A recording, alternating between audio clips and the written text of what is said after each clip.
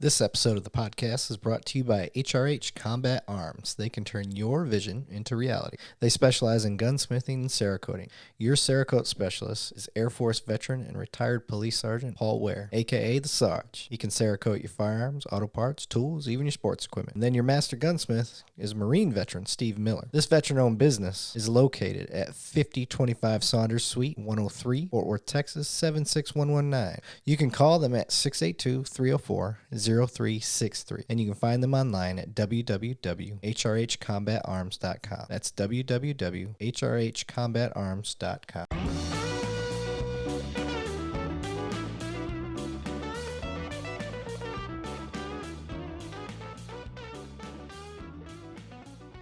All right, welcome back. This is Two Cops, One Donut. I am your host, Eric Levine. Today, I have with me Tara or Tara. How do you prefer it? It's Tara. Tara Dalley or Dalley. Dalley. Tara Dalley. Okay. She is, for the purpose of this show, our fitness guru today. Tara is a leader as far as business goes with getting first responders, not just first responders, but the general public fit, healthy, nutrition, all that good stuff. I followed her since the podcast has been going, and she jumped on. I see her posts and stuff like that, and I said, this will be a good guest. This will be somebody that we can really emphasize the importance of food, nutrition, health.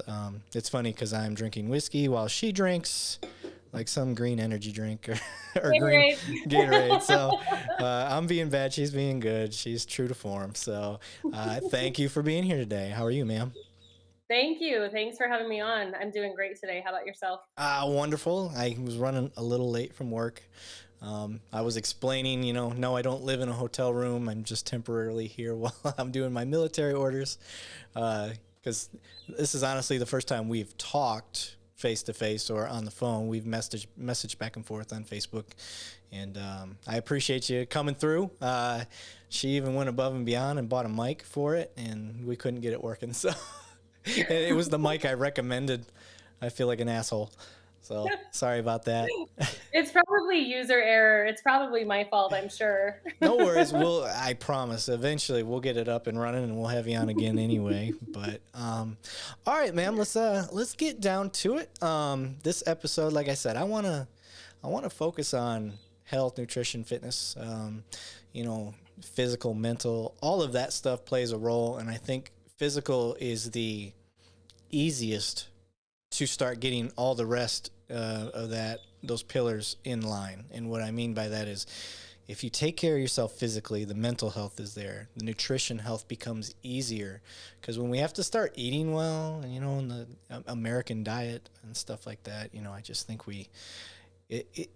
fitness is the good base route for me personally. I could be wrong on that. But before we get into that, let's have people fall in love with you. Where are you from? Where did you get started? How did you get to where you're at today?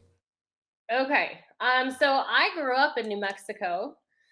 Born and raised, traveled around quite a bit in my early 20s. I was an EMT for a little bit, but not like a rescue EMT, like not an ambulance. I was an EMT, so I could be a ski patroller. Hell yeah. I did some skiing. That's awesome.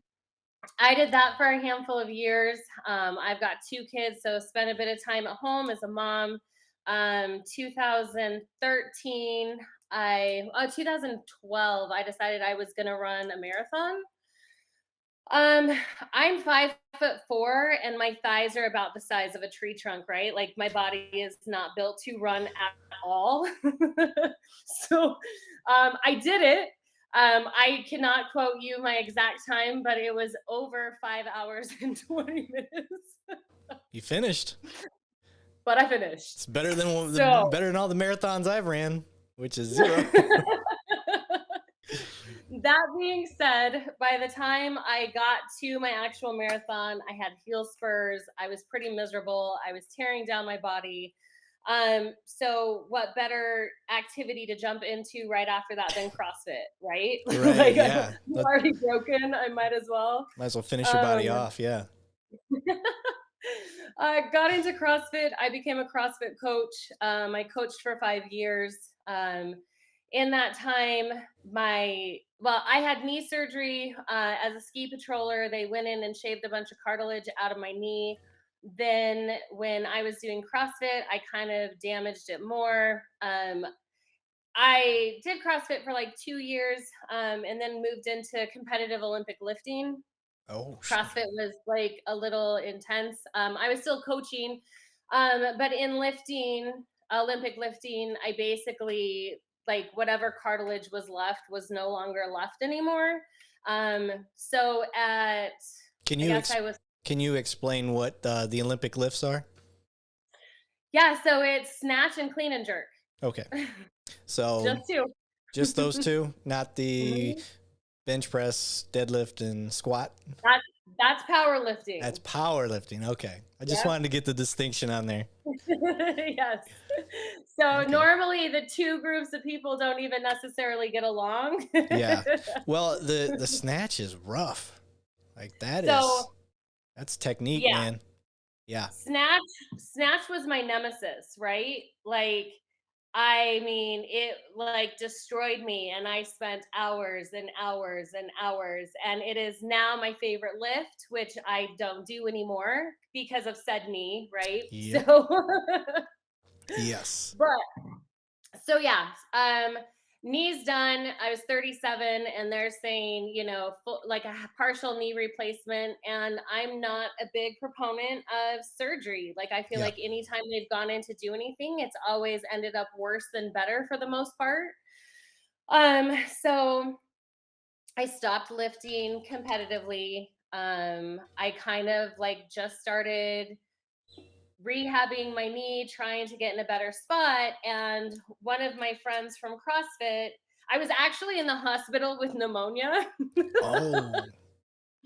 So he sends me a message, and he had just bought one of the gyms that I had been around, like I had started with, whatever. And he said, "What would you think about coaching for me?"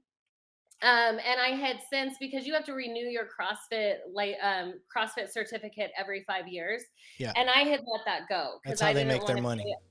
pay. I didn't want to pay $1,000 for another 2-day course Right. that, like, I couldn't do it. So they basically, his gym had unaffiliated at the time, and so he said, just go get your personal trainer certification and you can coach. Like, that's totally fine.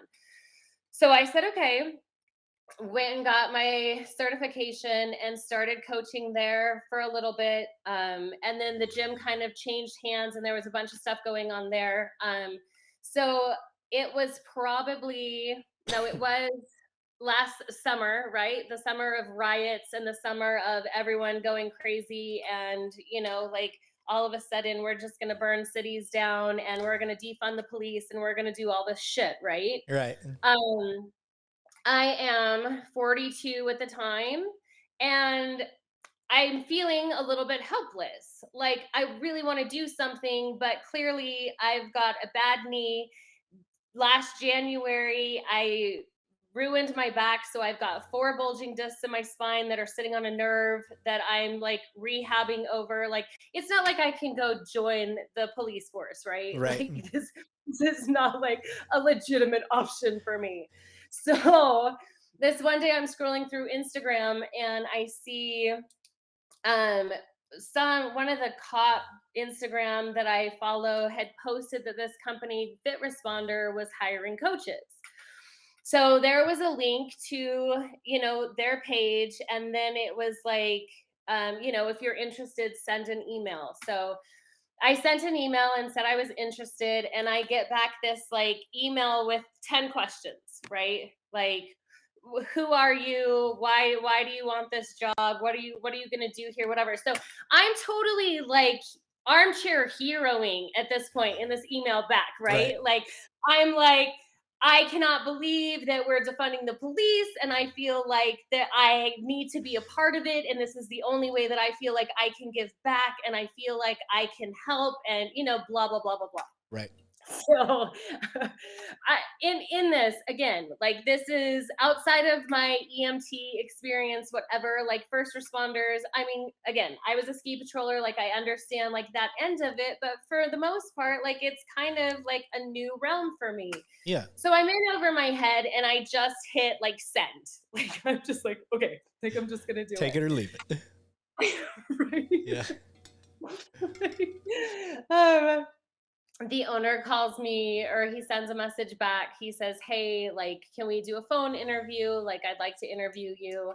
I think we hopped on an interview the next day. And we're getting off the phone and he's like, hey, let me see your Instagram handle. I just kind of want to see like if what you're saying is like what you live and whatever. Give me a couple of days. I've got a couple interviews to do. And then I'll get back to you. And I was like, okay. And like 5 minutes, he called me back and he was like, yeah, no, he's like, I'll just hire you. He must have seen what he liked right away. That's awesome. So yeah, so he hired me. I started with them, like I said, a little over a year and a half ago. They are he and his wife started the company. They were both police officers in California. They've since retired, moved to Utah, and are doing this full time. We've got a full staff of coaches. And our main clientele is, our first responders. And, it's really difficult, especially when you're fluctuating or when you're going through, you're on days, then you're on nights, then you're doing this, or you get out on a call and all of a sudden your diet goes to shit because you don't have time, and your closest option is the closest gas station and what you can grab. Yeah, for sure. What is you got two retired guys, or I'm sorry, retired couple, right? Married couple. Yes. So they're retired out of California from PD. What is the mission behind what they're doing? I mean, obviously it's called First Fit Responder. Did they start this off with the idea of helping out cops, helping out firefighters, cops, everybody? What's the deal? So they started out doing it themselves, right? So they were doing competitions, they were getting themselves in good shape, and they realized, like, after hiring multiple coaches, multiple trainers, whatever, like, they maybe found a better way to do it, or something that was more of a lifestyle, like, that is sustainable, as opposed to, hey, come do a diet with me. I'm going to feed you chicken breast broccoli and about 1 billion hard-boiled eggs, and you're going to subsist on my program for 12 weeks. You're going to lose 25 pounds, and the day that you're done, you're going to go through Burger King drive-through and get 3 Whoppers, and right. And then shit your pants. Yeah, you shit your pants for the next 3 weeks. So I'm very much an 80-20 person. Okay. I try to eat pretty clean most of the time, but I'll indulge, and I think that's fair. And just the other day, I don't do fast food. Even when I indulge, I despise fast food, and I think that's I'm 39. My generation was kind of like the wake up generation about fast food and how bad it was for you. So I hate it. Like, I don't even like going near one. And I'm not trying to put myself up on any pedestal when it comes to that stuff. It's just, I get a gross feeling in myself, like when I think about going to eat fast food. But I'll do it. Like, if I'm in a group, like this the other day, I was in a car with a couple people, and they're like, we don't have time. You guys want to just swing through Burger King? I'm like, oh, fuck. All right, yeah, cool. I'll make it work. And I don't think I've been to a Burger King in like 10 years. So we get through the drive-thru, and I'm like, no, Whopper's still a thing. Yeah, give me the Whopper. I'm going real small. Whopper Jr., medium fry, and a Coke Zero. I'm trying to do it as best I can, and still enjoy myself. I love French fries. I won't lie. I like all French fries. I like them all. I mean, I would to your face call you a liar if you tell me you didn't. Oh, so. I love French fries. So I ate it, and it was good, and it wasn't like it was terrible. It didn't taste bad or anything, but fuck, I paid for it. Like, not even 30 minutes later, I'm running to the bathroom. I gotta go to the bathroom, guys. My body's not built for that stuff. Well, it's kind of that crazy idea. Like, who was it that did he was that food guy. Oh, yeah. Who, like, did the chicken nuggets in front of the kids and showed them, like, the crap that was in it. And he was like, how many of you would still eat it? And they're all like, oh, yeah, we would. And he's like, no, this is not how Yeah. this is You're supposed to supposed to go. do that in front of adults or, maybe some teens. You don't do it in front of kids. They don't give a shit. They don't know any better. Well, I mean, the sad thing in that is that how many people since then have watched the documentary, see legitimately what's Yeah. in it, and still go to McDonald's, Yeah. right? Yeah. Yeah. You're not wrong. It's just like donuts. I still, I'm good about it, but if they're there and they're the good brand, like I don't eat Sure. crap donuts. I'm a connoisseur. So I mean, if you're gonna eat the calories, they might as well be good ones, right? There's exactly. nothing worse than like eating calories for something bad and being like, shit, I just wasted my calories on Yeah, I know, for real. Um, and yeah, so all right. So you got the fit responder people that started this off. They hire you out. Now Yep. you start getting clientele. Now you said they're in Utah. You're in New Mexico. I'm in Arizona. Or Hmm. I'm sorry, you're in Arizona. And they hired coaches from all over and how does this work? Do you have a gym that they go to and how does this work? Nope. So we have an app that our clients log into. So as a coach, we program individually for each of our clients. Like it's not some cookie cutter, one size fits all. I'm just going to send this program to you. I literally sit down every Monday or Tuesday, depending on how crazy my week is. Right? And I program for every one of my clients who has their next phase coming up. Right. So, Okay. um, depending on whether they go to a gym, whether they work out at home, we offer both because sometimes, the last thing that you want to do is get off a 2 a.m. shift and be stuck at your office gym and you just want to go home, Yeah. right? Right. So we program for either or, and basically our clients can get into this app. They see their workouts. I don't program days for people for my clients because everyone's schedule is so crazy. Like I would lose my mind trying to keep track of who's doing what, when, where, why, how, whatever. Right. So they go into the app. They can choose the workout that they want to do. They go in, they do their workout. Every single exercise that I have in the app has a video to go with it. So they get to watch the video, see how it's done. And then obviously for us as coaches, like we're basically on call all the time. Yeah. Like if you have a question, send me a text. If you are wondering about form, send me a video. Let me see what you're doing. Let me see, how you're moving and let's correct it so that you're not just like going through the program. Awesome. Yeah. And that's a big thing.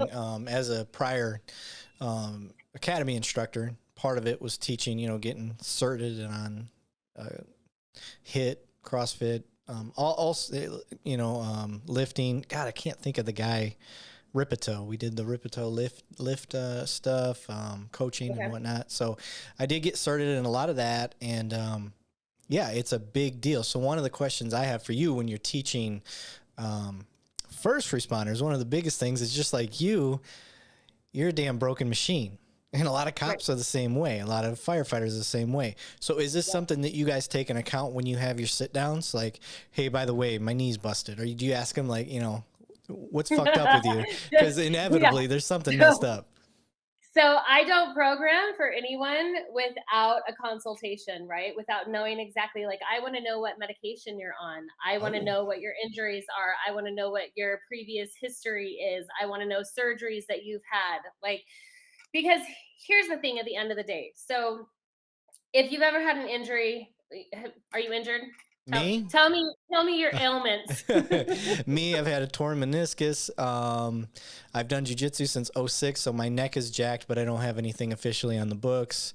Okay. And I believe I probably have arthritis in my right hip because when I run, I tend to start feeling this nasty grinding hurt in my hip. So, Got it. but So tell me this, with your torn meniscus, like when you go to work out, like do you avoid lunges, squats, stuff like that? Are you hesitant to do them just because nope, there's an issue there's pain, there's anything like that? nope, no. It Okay. it, it was. I had a partial tear. I got physical therapy, and Okay. I really haven't had an issue since. But I've also avoided the type of movements that caused it. So like, Okay. and what I mean by that is like any zigzag stuff, I try to avoid that. Okay. So good. Hear me out on this one. So a lot of people, especially with knee injuries or any injury in general, they're hesitant to do that motion, right? They're hesitant to work in that direction of movement because they know that's where they got injured. So then people stop moving that way. So if someone's knee is hurt, or and they can't squat very far, or like it starts getting tweaky, then they stop doing it, right? Right. Or if they're doing lunges and they're used to doing these hit lunges where I want 25 walking lunges in 30 seconds, and so they're like prepared to like run out the gate doing Yeah. lunges. Whereas if I can just get people to step back and say, okay, look, like this is not a race, like we're not in this for time, like we're not doing anything like that, but I want you to slowly go into a full lunge. I want you to engage your core. I want you to be concentrated in what you're doing. And I want that full range of motion, because in that full range of motion, we start rebuilding those accessory muscles that are actually going to come in and support that injury. Right. And these are those things that, I mean, lunging, not necessarily, but even like squatting, like you need that for life. Like you're going to be Yeah. squatting for the rest of your life, right? Yep. Like this isn't something that you can just remove and be like, ah, Yeah. nah, like just done with that. Yeah. So I think that it's important to get people moving in those patterns and moving in that full range of motion to start redeveloping and building that muscle memory, or building back into that muscle memory to start supporting that, I supplement. I don't, what I should have clarified. I don't like completely avoid anything that I do different things that I learned in physical therapy to supplement I'm an athlete, and the jujitsu, things like that. Like there's big movements that I avoid on the mats now because you are barefoot, you're stepping on a soft surface, and you're twisting a lot. Right. So I just slowed down what I do as far as that goes, and then I do supplemental strength training for those areas that are controlled and are much slower, like you said. Right. I don't want my body to break down near as much as yours has, so that's what I'm trying to avoid. I'll take that. So learn from others' mistakes, Go hard or go home. That's what you did. So right, I know. No one told me I could just like go home and it was all okay. Like I didn't really have anything to prove, but yeah, you proved it. You proved right? it. So here, look at me proving it. Right. Gonna be in a back brace when I get older, but I know. You know who went too hard? Old Ronnie Coleman. Right. I see him. I run into him at the supplement shops and stuff. Really? Mm-hmm. Okay. He was a cop in the town that I live in. Okay. He still lives there. And yeah, he's on I don't know the crutches, but like the ones that wrap around your forearm, like that's how he gets around. Oh yeah. Yeah, I don't know what those are called. Yeah, they're not crutches, but I'm not sure what they're called either. I know. Yeah, I know what you're talking about. Yeah, I mean, he's still like, you shake his hand, that dude's strong. I mean, there's just some strength you ain't gonna get rid of, but yeah, he's paid for it. That's never going away. No, he paid for it. But I don't think he regrets it. You talk to him, I don't think he regrets it. Yeah. So, yeah, he was a specimen when he was in uniform. Right. I mean, he had to get his stuff specially made because you can't contain a beast like that. But no, that's crazy. Like it would be cool to see him like real life. Yeah. I mean, he doesn't look like he looked when he was in his prime, obviously. But yeah, there's a documentary that's out that I watched on him, and it's on Netflix. But yeah, that dude went hard in the paint for a long time. What's the documentary called? Ooh, you would ask me that. It's on Netflix. I cannot think of the name of it. Okay. But yeah, just look up Ronnie Coleman documentary. I'll find it. Yeah, it's pretty good. But okay, so that's cool. I like that you're taking into account, because for us first responders, like that's the big thing. That's the hardest part to get officers to buy in, because they're hurt. They're always hurt. So there's something that's wrong with you, because you're carrying all that gear. For those that aren't allowed to wear the weight on their vest, like me, I'm allowed to wear a lot of the stuff on my vest now. where that Okay. wasn't allowed. And there's a lot of departments that still don't allow it. So everything's on their hips. Now you got the lower back issues. Now I've been in law enforcement for 18 years in May. And I obviously, I mean, between the military police and then being here, like it's taken its toll, and it's starting to, you know, almost 40, it's catching up to me. But I know the importance of keeping my health and fitness up to combat the stuff that I've caused in my life. One, changing over to the vest carrier. Two, just getting as much weight off my hips that I can and trying to get that evenly distributed. And then three, like you said, really focusing on knowing where my injuries are, still taking care of myself, but most importantly, not giving up on those movements that are going to be a daily movement for the rest of my life. Squats being one of them. I try to tell people, like, air squats, like, man, when you wake up, knock out like 10 air squats. Just to start with. You hear the clicking and popping in your knees. I'm sure you're going to hear it. Don't let it freak you out, but that's your body weight. You got to be able to do it. I don't promote push-ups, although I do push-ups. I enjoy it. But a lot of cops have bad shoulders. A lot of firefighters have bad shoulders, especially all that taking the garden hose and putting it up on their shoulder. And well, it's interesting. Like, I was just talking to one of my clients the other day. She's been, she's been canine for 13 years, 16 years, 13, something around there. But her leash arm clicks, like her shoulder clicks because of all the years of overuse doing this, right? Like, something that you would never even really consider. Like, I mean, especially as a civilian, right? Like, you don't even take into account, but for her, it's that repetitive motion over and over again after all of these years that's now, worn down into like a clicking, so we work through mobility stuff with that, just trying to create even more of a balance, even though she's going to continue with that arm doing that same motion, but hopefully we can strengthen around it enough that, we can get 10 more years out of it. Yeah. Well, one of the things you mentioned that I really think is amazing that you guys are taking into account is medication. That's a big one. So I mean, obviously I'm not going to assume, but you're not a doctor. So when you guys hear these medications, are you writing them down and then taking a look at what they do physically to the body, if it's like a high blood pressure thing, if it, causes people to stroke out or what, I'm not a doctor either, but I mean, we've got a whole consultation form that people fill out. And then when we go through a whole onboarding process with our clients, just talking to them like, okay, what sort of medication are you taking? What's that for? How much? What is the dosage? This and this, like, just making sure that, we're aligning our workouts and we're doing stuff that's going to be on track with, what everyone is doing or what they're doing at the time. Right. Yeah. So, I mean, especially for women, and women from, their 40s to their mid 50s, whatever, pre-menopause, menopausal, post-menopause, you've got hormones, you've got hormone replacement therapy, you've got all sorts of stuff that are coming into play, which wreaks havoc basically on the body and creates imbalances in trying to be like, well, what would normally work for a 25-year-old female who is like basically in the prime of her life, right, looks completely different in a 48-year-old perimenopausal woman. Right.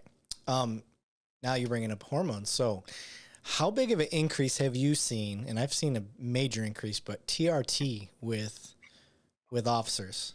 I am seeing officers that I'm like, dude, you're 28 years old. Why are you on TRT? Like, okay, first off, disclaimer. I'm not a doctor. So me either. That's my disclaimer too. But here's my opinion. I've got these guys that they're, late 20s, early 30s. Well, my doctor measured my T and said that I'm low. Okay. Right. Cool. What did you do to try to get it back up? And they never have an answer. What did you try to do to get your testosterone back up? Right. Nothing. You just got on TRT, then you started lifting. Now you're a beast in the gym, but you're on TRT forever now. And if you drop, then what's going to happen? If you drop it, what's the cause and effect? So I see a lot of these officers getting on TRT, and that's for those that don't know what that is. It's testosterone replacement therapy. I think that's the acronym. Yep. And they're getting, and it does happen. Your testosterone drops, especially midnight officers. Midnight officers, your testosterone will drop because your cortisol levels shoot up because you're not seeing the sun. Right. Seeing the sun is a big deal. I mean, you go to winter states like Michigan, where I'm from, you have a huge vitamin D deficiency there. And overall, as Americans, we have a vitamin D deficiency overall. So that in itself is a cause and effect of dropping your testosterone levels. And then you talk about your shift and then your food. So your physical fitness starts to drop, your mental state starts to drop. So if your mental state drops and your physical drops, the whole food, nutrition, health, mental health, physical health, all that stuff is just together. And if one of those pillars starts to sag, the others start to sag. And so I try to get these guys, I'm like, all right, you're a beast in the gym now. Awesome. But what's the cascading effect of that? So I'm curious with you, how often are you hearing these guys now, younger and younger? Are you seeing the TRT stuff? So I'm head female coach with Fit Responder. All of my clients. Okay, so all your clients are female. However, I do have friends who are on the force. Obviously, like I see it in like my groups of people in who I come in contact with, not necessarily who I coach. Yeah. But yeah, I see a rise in it. But again, like, don't you think it's kind of like, what would I say? Par for the course. Like everyone wants the quick fix. Yeah. It's like, the Liver King running around promoting the fact that he's not on steroids. Like, come on. Like, please. Like, if you still believe he's not juicing, like, please come talk to me. He meant he's not on steroids right now. He's cycling. That's all I said. I'm off my cycle. It doesn't count, bro. Right, doesn't count. Yeah. No, but it's that idea. Like no one wants to go like really work for it, right? Like no one wants to raise their testosterone levels. And I think the unfortunate thing, especially when it comes to medicine in general, like doctors don't offer that to you. Or, they don't give you like a plan of action to here's how you can do it naturally, right? So I'll give you an example. When I started getting cortisone injections into my spine, and then I started getting spinal blocks to try to cut off those nerves that my spine is basically sitting on. None of it works. So their next plan of action was to actually go in and cauterize those nerves, right? So that they burn those nerves, so I have no feeling in those nerves whatsoever. So I'm sitting there with the PA, and she's telling me, this is the next course of action for you. And unfortunately for her, I know a little bit about anatomy and about how the body works. And I just said, well, nerves grow back. So what happens when my nerves grow back and you've now cauterized where that nerve was normally? So now it's growing abnormally, right, in my body. Yeah. And so then what happens then? It's like a root. And she was like, well, you're right. They do grow back. And insurances as of January 2021 will only let you do this procedure once a year. So if the feeling does come back and if you are in pain, there's really nothing we can do about it. And I'm just thinking, okay, so if I didn't know enough to ask that question, you would literally go in and burn my nerves to never grow back normal again. So I am forever at your mercy to have my back cauterized, basically. You know what I'm saying? Yeah. And that was their solution. That was what they offered as like, okay, this is your next course of action. Yeah. And I wonder if we as society have conditioned doctors. They don't want to fight it anymore. Like, well, again, like this is where you probably don't want to get me started, but you've got insurance and you've got, all of these doctors who get a certain amount of money for performing a certain amount of procedures and doing this, that, and whatever. So why would I help you heal naturally, why would I show you how to do it naturally Right. if I can make $6,200 on this procedure from your insurance company because that's the agreement that we have? Right. And I get You that. And know, I think that's a valid argument. I think that's a combination of things. I think you you've got that. Obviously there is some sort of monetary gain. I mean, right? that's a given. We know the insurance game and it's terrible in the United States. Uh, but you also have I've got some doctor friends, and I'm just like, with all this COVID stuff going on, you never hear anybody promoting the I don't want to say holistic, because I hate that other scam, the holistic scam. Well, I guess I'll put my crystals away. We'll talk about that Yeah, next time. yeah.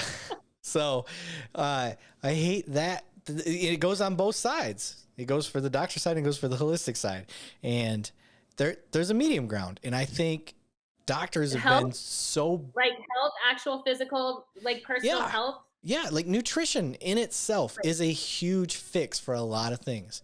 You have a good diet mixed with and I'm not saying you have to be an Olympic athlete, but just that you did something in the daytime. You cannot sit all day. You have to Right. have done something. We we are not designed to be sitting at a desk. We're not designed to be sitting on a couch all day long. And I catch myself. There'll be a whole weekend I didn't move. I'm not infallible to that. I admit there's been a whole weekend. I just, Netflix has some good shit and I didn't leave the couch, and, Right. the wife made a real good dinner. So I ate that, then went and sat right back down, and that's just the way life went. So Right. I'm a big believer that nutrition is huge. And I don't think doctors, especially during the COVID stuff, I don't feel like they push that enough. Like, hey, look at your diet. Hey, look at your exercise. It's not that stuff's going to prevent, but it will help. It helps stop a lot of stuff before they can start. Well, I think there's a significant breakdown with food in general and food as fuel for your body, right? Like it's like you wouldn't put shit in your gas tank in your car, Right. right? Like to make it run, but there's a disassociation between the food that you put in your body is what energizes it, what fuels it, what makes it run, is what makes everything work, is what your emotions come out of, your energy comes out of, all of that stuff. Like there's like such a big break in food and putting it in your body and like not associating that with this is what's going to make me feel good or make me feel bad. Right. One of the coolest things, I got a buddy, shout out to Steve Shrine. He's an officer, but he, on the side, like decided, hey, I want to get my personal trainer certificate and all that stuff. So I told him, I'm the type of guy, like, I'm always going to be working out. I'm always going to be doing something. I don't give a shit what it is. Like, I really don't care. I had a kettlebell kick for a while. I had, CrossFit. I change it up. I try to do different things, see how it affects my body, and just have fun with it. So I don't get caught up in a whole lot. And so while he was, you may hear some military groups training in the background. I'm sorry, but my room has no AC. I got the window open, and I'm hearing their voices carry their training outside. So I apologize. Nope, you're good. So I hit him up. I said, hey, dude, I know you're trying to get your physical fitness thing. I'm kind of in a dad bod mode for me right now. Had a little pooch going. I had kind of been inactive because I got injured, and just used that as an excuse not to work out, and did what a lot of people do. And I was ready to get back to it. So I said, hey, I will be a good before and after for you. So set me up with a program, and I will do whatever you want. And it's kind of practice for him. So, take the before and after pictures all the way through. And the good thing about him was he really concentrated on nutrition. And it wasn't anything I'd ever really considered. And what I mean by that is as fuel. So I ate clean. That was great. But I wasn't eating for fuel at the right times. So you can eat clean and you can do gains. You will do gains in your workouts. But when you start applying food as fuel before and after your workouts, Americans want quick fixes for things. That's one of the quicker fixes, is when you start eating for your workouts. And that made the biggest difference to me in my workouts, is when I'm, a half hour, give it time to process through my body. I'm eating, oatmeal with a stack of peanut butter and some honey in there. And that's like, it's like a little power ball. And I eat it. I'm like, oh my God, I feel so full, dude. He's like, give it a half hour, go work out. I was like, all right, what do I do afterwards? He's like, I want you to take your protein and I want you to drink a lot of water and all that stuff. And I'm like, all right, cool. So I had these regimens of before and after I'd work out. And then the rest of the day was just normal eating. Right. But that made such a big difference when I started using food as fuel. So then it's like, protein drink banana after I work out, half a banana, not a full one. And just, eating the oatmeal, the peanut butter and some liquid protein before that. Man, he was really good at, for a job he was trying to hone.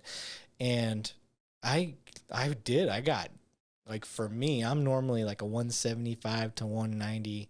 That's my weight. But when I get cut, for me, like trying to get beach body, whatever you want to call it, I'm down in about 180, 175. Okay.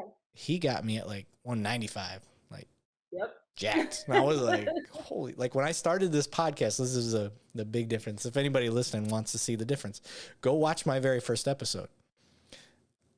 I mean, my arms look huge. I'm not that guy, but that's when I was at the prime. And I like I said, the whole COVID thing happened. I fell out of it. I'm not a guy. I'm not an Arnold by any means. I do this like every other American, any of those dads out there. That's what we do, up and down. So I'm down from that. But now seeing what he was able to get me at, because I use nutrition as a fuel, that's where I want to get. It's amazing. I say it to my clients all the time. It's amazing what your body is actually capable of when you start fueling it correctly. Yeah. And for me, especially with my women, like, generationally, culturally, whatever you want to call it, women are raised to believe that they need to eat as little as possible, do as much cardio as they can, and be in a size 0. They need to do that. And if they do that, that makes them a good mother, a good friend, a good sister, a good wife. They need to see whatever. some of these CrossFit chicks. Right? Yeah. No, so you get this perpetuated problem where, everyone is married to this number on the scale.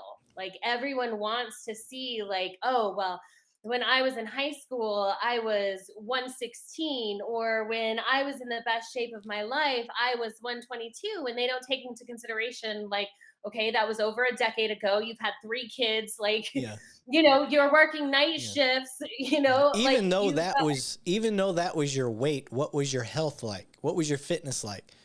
That's my big one. Again, it changes, and especially again with women. And so I normally tell my girls in our like onboarding call, which they unfortunately I'm super honest, but I'll say unfortunately, like, no, it's how it should be. Tell me what your goal weight is. We'll add 10 to 15 pounds, and that's probably what your ideal weight is, because I don't want you to be skinny fat. Right. I don't want you to be able to fit into that size 2 and not be able to, pick up your suspect who you need to like throw in the back of your car or whatever. I need you to be strong. Like, I need you to be like a brick house. Yeah. And I try to tell, this is just a generalization, but like female recruits, I don't have to tell them anything. They get it. It's weird. A lot of the female police recruits that, they're like, you tell me to do it, I'm going to do it. I'm going to do it how you say to do it. And they listen. And at the end, they're like, that worked. I don't get much kickback. But from dudes, the ego comes in and they're like, oh, I want to be this, I want to be that. I'm like, dude, that's going to slow you down. I'm like, that's fine. We do need some big daddies out there, but you can't all be big daddies. Some of you guys actually have to chase after somebody, if Right. We need some gazelles. Yeah, we need some gazelles out there. I need somebody that can do more than a flight of steps without wheezing. So it's all of that. And one of the biggest killers of first responders is heart attacks. Right. I mean, facts are facts. Heart attacks and traffic accidents for police anyway. And I'm trying to tell these guys, I'm like, all right, it's awesome that you can put up 400 pounds on the bench. Awesome. you still are subject to dying from a heart attack by chasing a suspect for 30 yards because you have no cardio.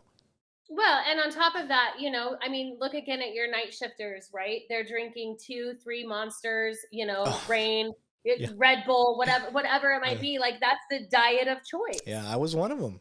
right? I was like, the more caffeine, this one's got what, 200? Fuck that. I need the 300 milligrams because I'm a man. Right. I need that extra large Yeah. Red Bull, Yeah. not the little one that we Yeah. started out with like Yeah. two Yeah. decades ago. I Yeah. need the big one. Yeah. And okay, if you're listening to me, yes, I'm a hypocrite. Okay. I still occasionally, I'll drink a bang. No sugar, whatever. I know it's bad for me, but in a pinch, if I don't have coffee available, it's hot. I hate drinking coffee when it's hot. That's my other thing. I will sip on a bang for 4 hours, 5 hours. Like I don't chug it like a lot of us did. But yeah, I'll sip on a bang or what. That's what I like. But so if you hear me, I'm not preaching. I still am fallible. I still slip and do dumb shit like anybody else. But 80-20. 80-20. That's Well, what and I like. again, I mean, like you're saying, it's not an all or nothing deal, right? Like, Right.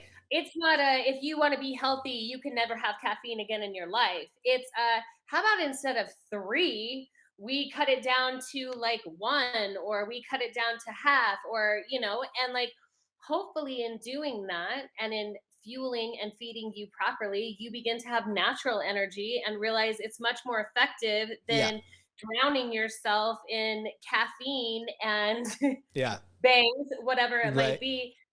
Like the goal is to get you to that point where you don't need it. Mm-hmm. And then if you want it, you can have it, right? Yeah. And I'm I'm a nerd when it comes, like, I like good coffee.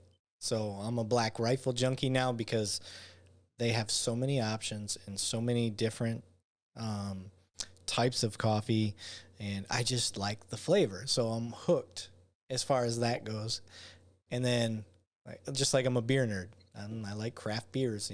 I don't go crazy or anything, but I'm like, oh, it's August, so I have to drink an IPA, but it's got to be a double hazy IPA because it's so, uh, and it's like with whiskey. I'm a whiskey nerd, and the thing I try to put in when I was an academy instructor is I try to tell these guys, like, and girls, guys, I'm not telling you no to everything. I'm just trying to teach you, one, food is a fuel. Food is a pillar for nutrition. Physical fitness is a pillar.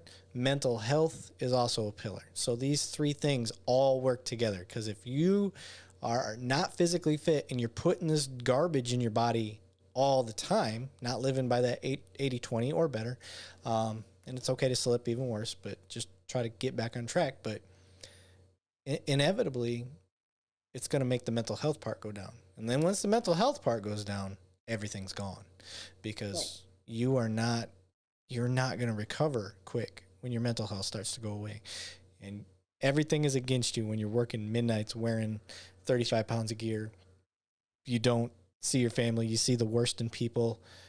I mean, all these things start to stack up. And if you don't have the education about it before getting into it, which most of us don't,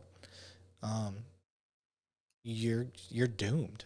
And that's why cops have such a high divorce rate, have shitty health, have all these problems. So I want people like you. I want to get this out there, make people aware that there's options. Great. This is, I mean, from what you're telling me, you want a quick fix. This is a good quick fix. I mean, it's a good quick fix if you're going to invest in it. But the quick fix obviously turns into a lifestyle, right? Like Yes. you can see results rapidly by doing this, but it's also sustaining. Like it's also something you can do in Right. 10 years or 20 years. Like the quickest way, like I know that you're going to ruin a diet is when you start telling me all the things you've eliminated, right? Elimination diets are where all good people go to like fail. Yes. Yeah. Because all you're doing is eliminating. Yeah. And in general, most people, as soon as you take something away, that's what they want, right? Yep. Like if I'm going keto and like I'm not even married to bread, I don't necessarily, take it or leave it, whatever. But all of a sudden I go keto. Well, the first thing that I want in the morning is bread. I want an English muffin. I want, Yeah. you know, I will eat things that I don't even normally eat because someone's telling me, no, you can't do that. Right. Right. I did keto and it was amazing for me. It like Okay. I liked the food. I liked what I could eat, and I liked that I could eat a lot of some of this really what I always thought to be bad things. But I also, for me, and it's not for everybody, but for me, keto is a cycle. Like I didn't want to do keto permanently, but Right. I wanted it to be a cycle, and I think it's a good cycle diet for if you're like me and know that you have good habits and you're going to continue to do physical fitness things. Keto was something fun and new to try out and put in play when you're bored with the regular stuff. And I agree. I think, unfortunately, like a lot of people do keto, they drop a lot of weight and then they start reintroducing carbs and then they gain all that weight back plus some. Right. Um, I'm a little old school. So when I had my son, he's 17 now, I gained 80 pounds. I was 224 pounds At when I 5'5"? walked. Holy shit. I'm 5'3" and a Oh, half on a good 5'3". day. Even worse. God dang. You were wider than you were tall, probably. Oh man, I was like Big Bertha. I was like huge. Yeah. However, so I did Atkins after that. I mean, Okay. I dropped all the weight in 5, 6 months, you know, and I mean, I've always been active. I've always been into sports. I've always done that. So obviously, being that size was very abnormal and not somewhere that I was going to sit. But also, like, you know, in reintroducing those carbs and reintroducing stuff, like there was definitely weight gain, you know, and I just had to know how to counterbalance it and do something different. For your regular person, they don't know how to balance that. Again, they know that keto works, I lose weight, or I eat bread and I gain weight, you know, Yes. like, and there's no balance. And unfortunately, like, I know that there's people out there that swear by keto and it works for them. And I see that and I understand that. I think any sort of elimination diet works. Depending on, you know, I mean, it's the people, the fruitarians who only eat fruit, right? And Yeah. they're like bean poles, like, Yeah. you know, or your meat eaters that only eat meat and whatever. Obviously, when you're cutting out other stuff and focusing on like one specific thing, it's gonna work. But at the end of the day, for me, especially with women, and again with hormones and menopause and, you know, cycles and whatever else, we need carbs. Like, Yeah. carbs is what fuels your brain, right? Like, I'm all about fueling your muscles, but I think it's about fueling your brain too. And you've talked a lot about mental health and, you know, your physical side being part of that. Like, the physical end of it to me is that gateway, right? It's Yeah. kind of like weed. It's like the gateway drug. Right. And I tell my clients a lot, like, the physical stuff that you're going to see from this program is going to be the least rewarding part of it, I hope, by the time we're done. Because I want you to find your confidence. I want you to remember what you're passionate about. I want you to start finding those truths, finding, you know, yourself again in like where you've lost it. And that Yeah. all comes again from working out your body, moving your body, respecting your body, you know? Yeah. One of the things I like to challenge people to do is not when you first start out working out. I want somebody that's like, you know, all right, I got a 6-month goal. I like short goals because it's more realistic. So not, Sure. you know, not a lifetime goal, but let's start small. Give yourself a realistic goal, 4 months, whatever it is. At the end of the 4 months, if you feel like you've nailed your goal, like you're in the peak of it, you feel great. Before you finish, I want you to do a voice memo to yourself on your phone and save it. And just describe how you feel, what you think at the time. You know, okay, this was my goal. And this is an example. This was my goal. I'm at my 4-month mark. I feel amazing. I just got off the treadmill right now. I ran 4 miles. You know, I've never ran 4 miles. My mindset, everything is positive, whatever it is. Cool. Quick little 3-minute or less thing. And save that fucker somewhere that you can always access it. And then Yep. when you fall off, which eventually we all do, you fall off, go back to that. That will get you motivated to get back there. Because, Right. do you hear that music? Yep, totally. That's the bass. It's retreat. So It sounds like the ice cream man, like coming through my neighborhood. oh, I Like, wish. I wish that were the case. Oh, right now they're getting ready to play the national anthem. So, okay, so that's awesome. yeah. I gotta leave this window open though. I'm sweating just sitting here. There's no AC in this room. So I know yeah, that's what you said. this is the interlude. Oh.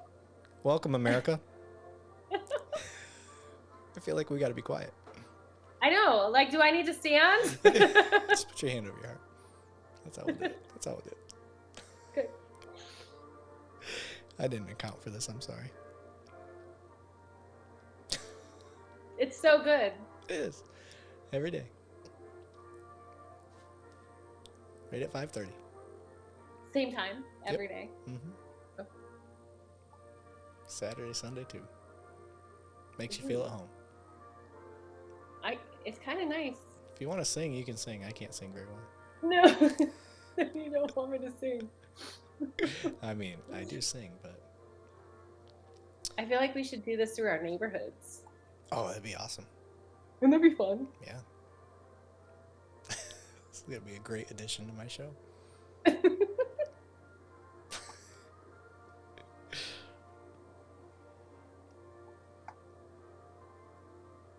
Play ball. All right. That's so odd. I didn't account for that. I'm sorry. I'm not apologizing for the national anthem. It's just it's I didn't plan this. Hey, just roll with it, right? Again, I will never be sad to hear the national anthem. Amen. So yeah, it's funny because it is like they play Reveille in the morning, and then it sucks for me because I wake up a little later than Reveille. Which Reveille's at like 5:45 in the morning, and I wake up at like 6:30.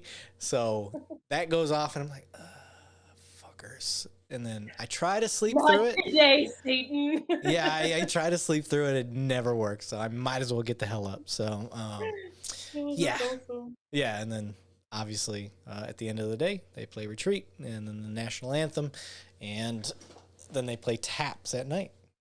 Oh, they do? What time? Mm-hmm. I think that's at 9 or 9:45. And so 9:45 at night? yes. What time do you guys go to bed? I that's why I say I think it's either 9 or 9:45, but typically that's when the basic military trainees go to bed, cuz I'm at a BMT base where they train boot camp. So for the Air Force. Okay. Yeah.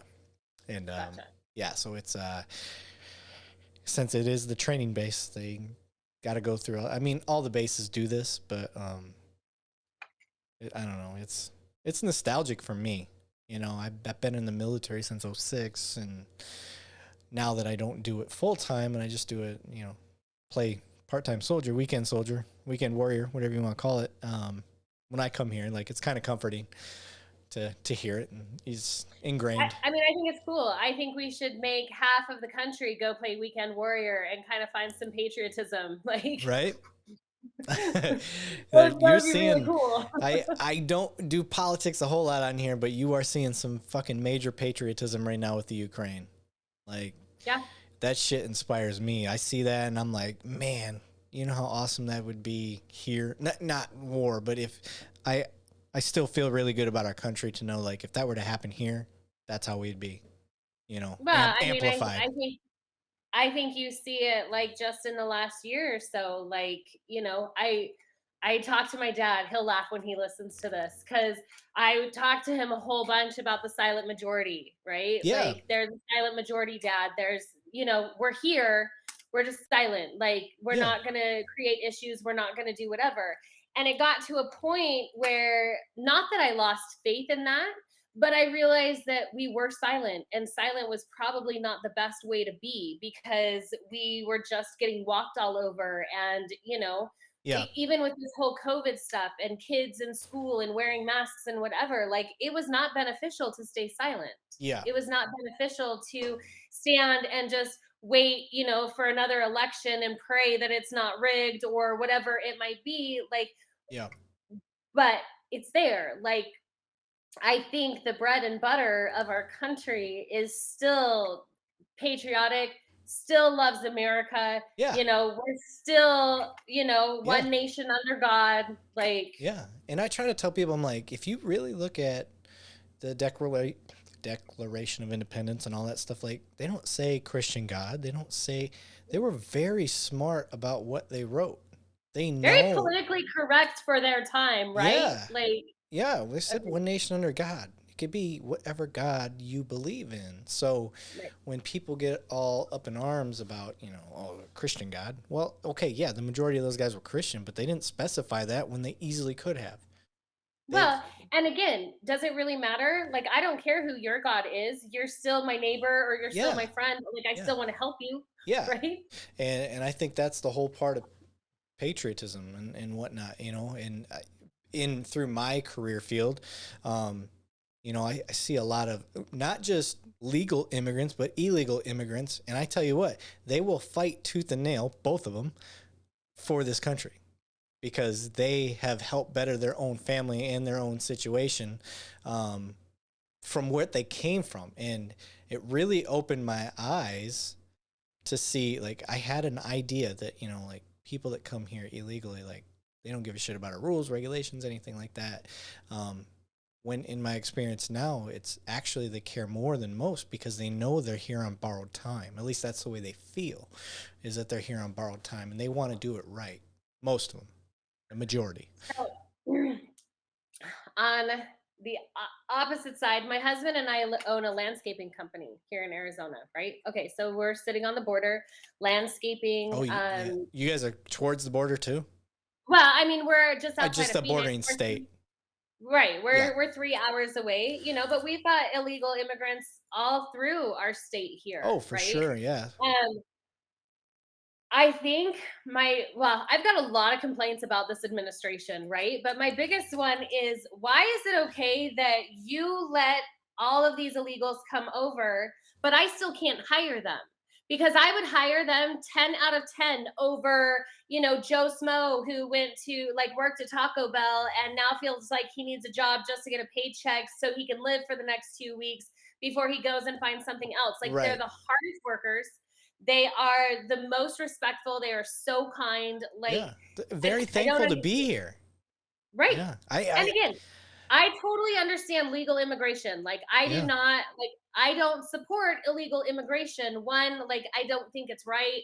I think everyone, Yeah. should do it legally. Right. However, It's, that being said, yeah. like, they're here and they're hardworking Yeah. and It's they're not, respectful it's and not they're black and white. grateful. I try, it's not black and white. And I used No, to think very black and white about the issue living in Michigan because I wasn't around it. When I right, was up there, if you would have asked me my opinion then, it would have been, no, you didn't come here legally. Like, you broke the rules. Bye. right, right. But now that I've put faces to the context and I'm there and I'm talking to people that I would have considered, kick them out. Like, I'm like, oh man, I was way off, way, Well, way off. I mean, when you look at it in that sense, like, what would you do for your family, Right. right? Yeah. Like, what lengths would you go Yeah. to? How far would you go to Right. make a better life for your And family? think Because about ultimately, yeah. for the majority of them, I'm not going to say all of them, right? Right. The majority of them are just trying to create a better life. Yeah. And you think about the representation of the Statue of Liberty. Sorry, my legal lingo comes out. I say statute quite a bit. The Statue of Liberty, man, that's a beacon for immigrants. Right. We are the place that you're supposed to want to come when you want freedom, when you want to do better for your life and everybody else in your family. We are a nation of immigrants no matter what you say, we're a nation of immigrants. Unless you're a Native American, which is Right. few and far between. Right. I got a little Chippewa blood in me, but I would never pose myself. I represent my heritage with a tattoo, but Okay. you'll never hear me say I'm Chippewa because I'm not. I never practiced Chippewa practices, nothing like that. I just have some of their heritage in my bloodline, and to show them respect, I got a tattoo. Sure. And yeah, that's how I roll. But yeah, so I don't know how we even got down this path, but I like it. It's real talk. I mean, I think it all goes into, again, like health, fitness, mental well-being, Yeah. all, is attributed again to your lifestyle, how you live, like how you feel on a day-to-day basis. Like I talk a lot about, COVID and what it's done to people's mental health and what it's done to their physical health and what it's done, emotionally. And it's very easy to control people who feel out of control, right? Yes. Yeah. Like it is very easy to come in and do things like that. And what better way to do that than, a lot of what we've seen in the last 2 years. Right. I think that it's super important to remind people of the things that they can control. And, the biggest part in that is your physical health, your mental health, your emotional Yeah. state. Um, and yeah, again, like I think that plays a huge part in how you respond, how you engage with people. I mean, people are so angry and so frustrated and so scared, and I mean, anxiety is through the roof, and it's like the only thing that it's hurting is them, right? Like Right. if we can get people back to a healthy neutral state, then we can start making rational, strong, balanced decisions across the board, Yeah. where we're not just making emotional decisions because we're scared or Yeah. because like something's going on that we don't understand, so it's a knee jerk reaction. Like Right. we need educated, balanced decisions with people who feel mentally stable and in control of what they're doing. Yeah. And I try to press people to, I think they get very discouraged because they know where their current state is at and they never want to fully face that. Most people try to avoid, like, okay, yeah, I'm a little fluffy here. I've grown a couple pant sizes, but that's manageable. I can deal with it. And like, first off, face exactly what you become to you. Like, don't worry. If you're worried about how you look physically, that's all fixable. Like, as far as, overweight, if that's the big thing.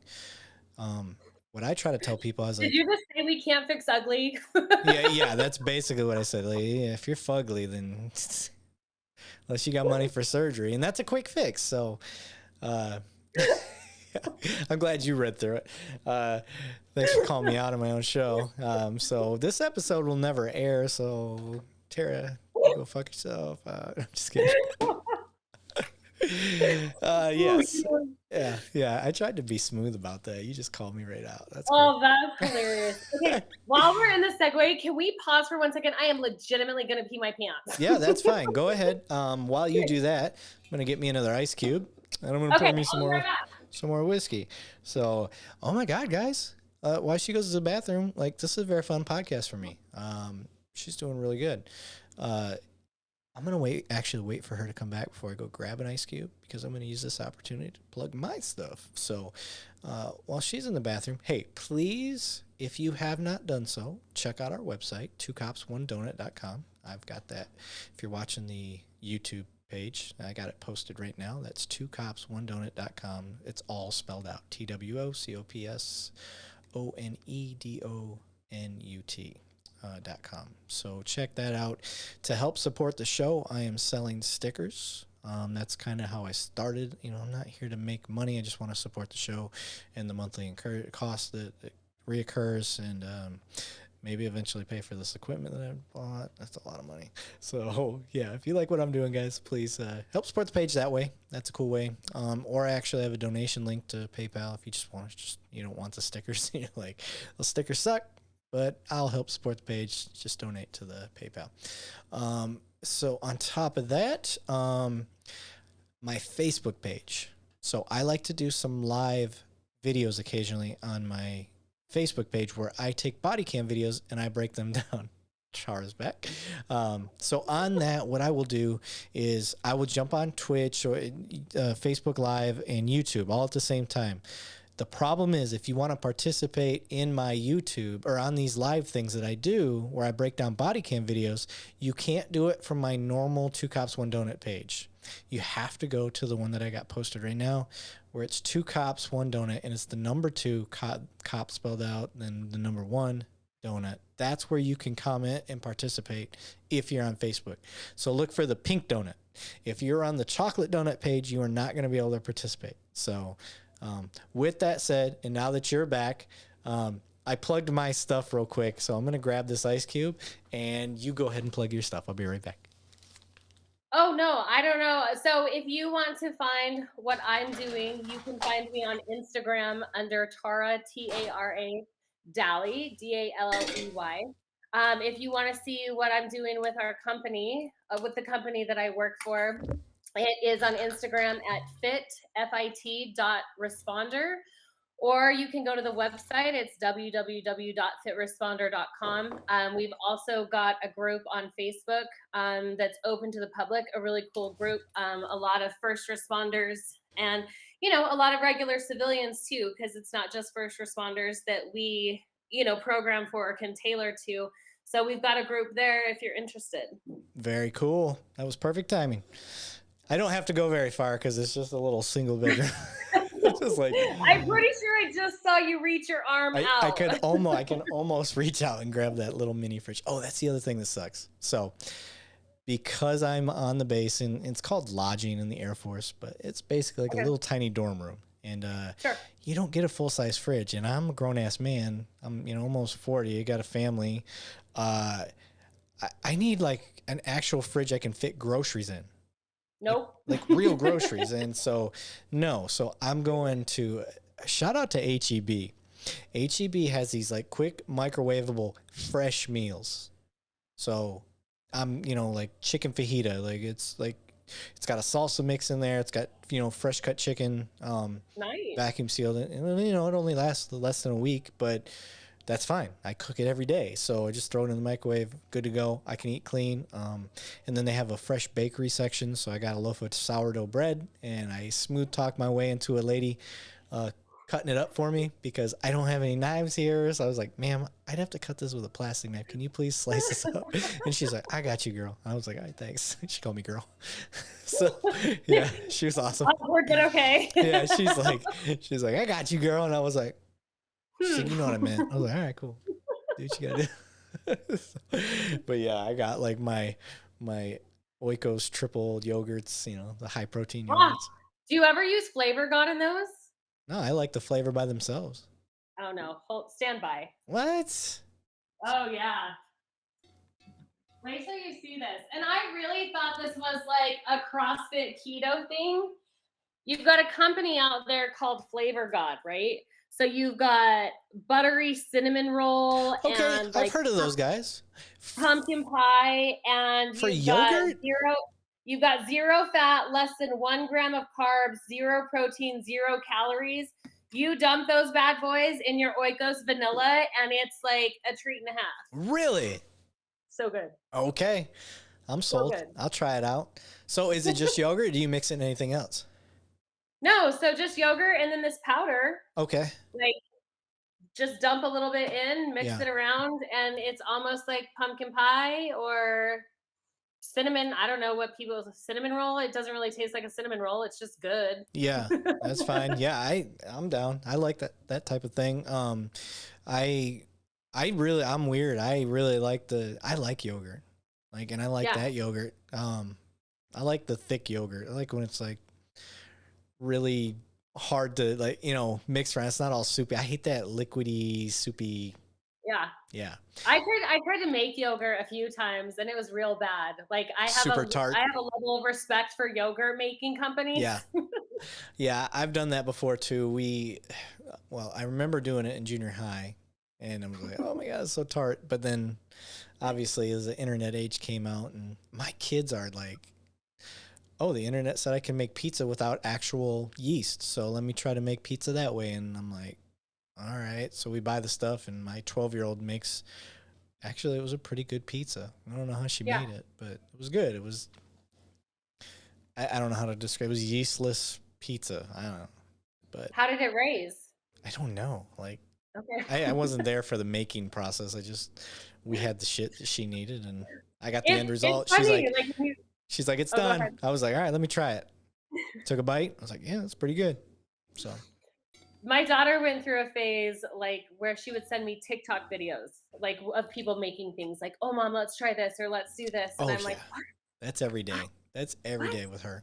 Yeah, yeah. My kid, God, you know, I grew up all dudes. You know, I didn't have any siblings that were young or anything like that, or any girls on the block. There was maybe one or two, but I didn't hang out with them because they weren't boys and Right. they didn't play the Right. sports. So I grew up with all boys, and then even on my dad's side of the family, and on my mom's, that's all there were boys. So I'm used to dudes, and Right. I have two daughters, and they're the complete opposite of everything that I was growing up. They like, I like school for the social aspect, but they like school for the nerdy stuff. And, you know, it's great. They do really well, but they are all about arts and crafts and making food. And those TikTok videos and stuff that you're talking about, we don't allow them on those sites like TikTok or Instagram or anything like that. So they How can't. old's your other one? You got one that's 12, and then how old 10. is the other one? 10 and 12. Okay. So they go on, what the hell is that site called? Etsy, I think it is. Yeah, like it's like considered like a kind of a middle-aged woman site, and Right. and they go on there, and that's where they get recipes and stuff. It's off at Okay. Etsy, and we, you know, That's hilarious. I know. I'm like, you're 10 and 12 years old, and you're looking at sites that I know my mom and our friends. I hate to admit it now, I'm middle-aged, but Right. we all look at. So Yeah. I'm like, it's kind of weird that at your age, they're like, well, you don't let us go on the other sites. I'm like, okay, fair enough. Yeah, fair. Totally Yeah. fair, right? Yeah, geez, that, you want to talk about mental health, like those sites screw kids up. Right. I mean, mess them up. As a cop, I've seen a lot of, you know, suicidal kids and stuff like that, 10, 12 years old, because they weren't on the cool list or they weren't on the good looking list, and it's all from this TikTok. They're like, all right, here's our list of cool kids at the school, and they list these kids, and all of a sudden they weren't on it, but they watched the TikTok, and it's just, Isn't it crazy how influential it is? right? Like, you know, again, we grew up basically the same era, you Yeah. know, where we had like Nintendos if you were lucky. Yeah. Like the original, Yeah. right? Like, Kids had a or Sega, you're probably- like, your parents are rich. right? Yeah. I know. Yeah. But like the idea that like so much pressure and so much of people's self-worth, especially young kids, is based on, you know, TikTok or Snapchat. Like I don't even know Snapchat. Like I got don't use on it. for a little bit at one point to try to track my daughter, you know, just to kind of see what she was doing.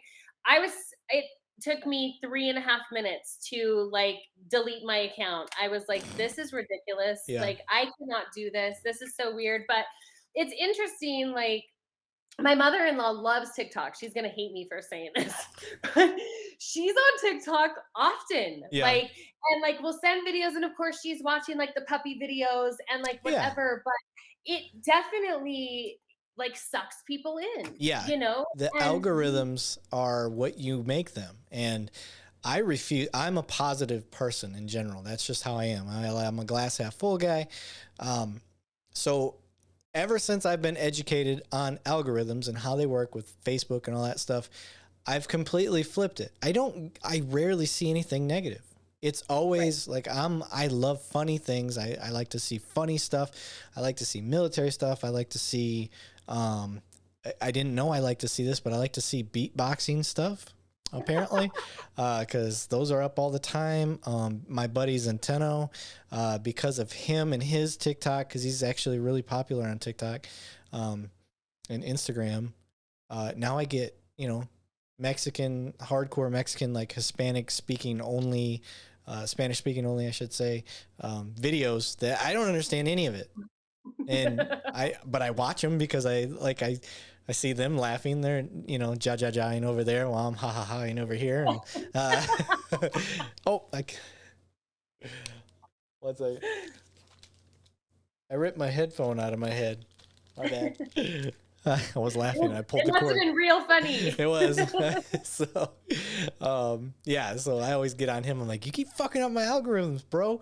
He's like, what happened? You get another like mariachi band? I was like, yes. I was like, they're making some funny song and that was in English and they turned it into Spanish. And he's like, Yeah. it's just good stuff. So Algorithms are weird. Like I tell my husband all the time, like I really have to like, because I don't have a filter. I'll say whatever I think, and I'm yeah, pretty politically correct about it. And if I say something, I'll back what I have to say. But I have to think about it twice before I'll post something politically on my Instagram or even my Facebook. Like it's very interesting if I take a selfie on like a story, I get 350, 400 views. If I post something political, there's like 15, right? right. And then that algorithm totally changes. Yeah, And so it's like, what is it worth? yeah, Especially when I use social media, just mostly to show like my work and what my clients are doing and whatever. Like, do I really have to yeah. run my mouth? I try. I try to very loosely try to work the algorithms a little bit, and the only way I say I work them is just what time I post stuff. Right. Obviously, I don't pay attention too much because on Thursdays, at 0001 on Thursday, my YouTube or my podcast post. If I Okay. really cared about the algorithm, I'd post it at 6 p.m. on Thursday. I Right. don't know why I made Thursdays my day that I post this stuff, but that's just how it kind of fell. And it turns out that's actually a good day to do this. So Okay. I just kind of fell in the window for that. But when I post certain things that I really want to get attention to, topics or whatever it is, or happy birthday or whatever, like 6 p.m. in the daytime, like that seems to be the window for what I've got going on.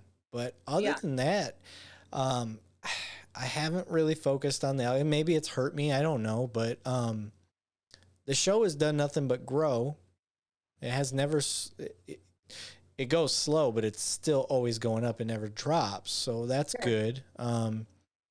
But as far as the algorithms go, I don't put a lot of weight into it for myself because I want it to grow organically. I don't want it to be forced. Right. And it's working, but I think I could do better with the same results I'm looking for if I kind of paid attention to the algorithms a little better. And the version that people get of me is the people that are fans of the show have said, like you talk real, like you talk like, and I'm like, you're honestly getting a reserved version of me because I still work for a PD. I can't mention who they are. Two, I can't associate anything here with them. I can't, if I even make them look in a bad light, I could be fired. Right. And this podcast, I promise you folks, it doesn't pay me shit. It's actually a drain on my, it's a hobby. That's what it is. It's a hobby because I don't make anything to keep, I have not gotten back even on this. So when I tell people, they're like, well, you're a business. You ain't making any money on the business. No, I don't make any money. Like the sticker thing was just to try to help recoup, but I believe in what I'm doing. And I think this is a great idea. And the support I'm getting is working. Like that's helped keeping me going. So yeah, you get a reserved version of me because until I'm not at my PD anymore, like I have to be careful with what I do, what I say, but I'm not going to fake my personality. And I think that's what people appreciate is that you're still getting my personality. And this is just how I am. And like you got more freedom. You can say what you want to say. Where I have to be careful on certain topics and stuff like that. That's why I avoid politics and I avoid religion.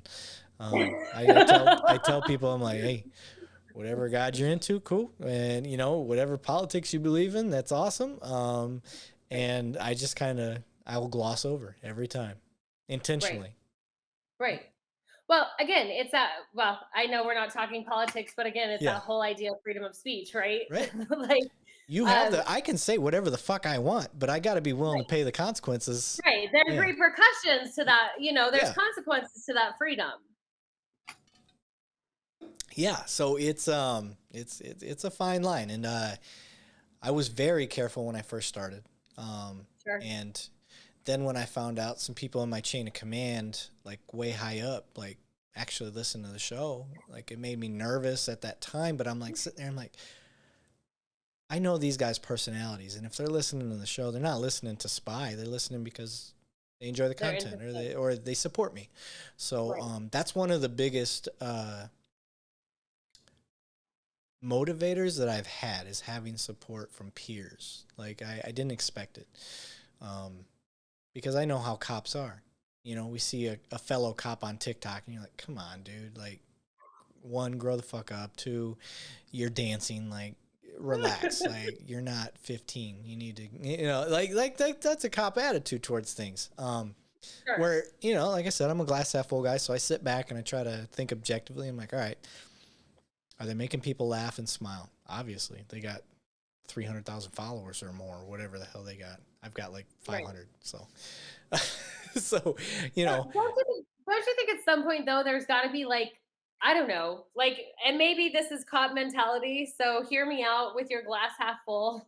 Like, I scroll down Instagram and I have like the highlight feed of all the reels, whatever. And I swear to you, everyone is doing a stupid dance reel, lip sync reel, whatever. Like, I don't feel like anyone is even original anymore, right? Because everyone's doing this. I mean, it's like being like pushed out by a cog, right? Yeah. Like, everyone's doing the same thing, and it's like, so don't people get tired of that? Here's how I always try to flip my mindset if it's going towards something negative. So the way that I look at it now, versus that negative mindset that I, you know, gut reaction would have, the way that I flip that positively is, there's somebody out there who is either anti-cop or wasn't quite sure how their opinion on cops are, and then they see this one cop, doesn't matter which one it is, but they see that one cop and he's being silly and he's having fun, and it wasn't a way that they saw cops.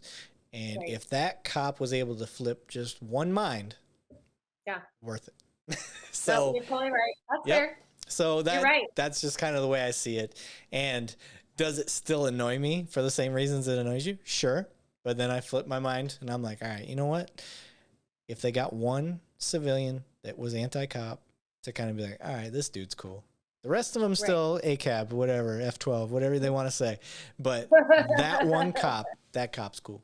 And I've gotten a lot of flack recently because I got my first few trolls. So I'm doing something right.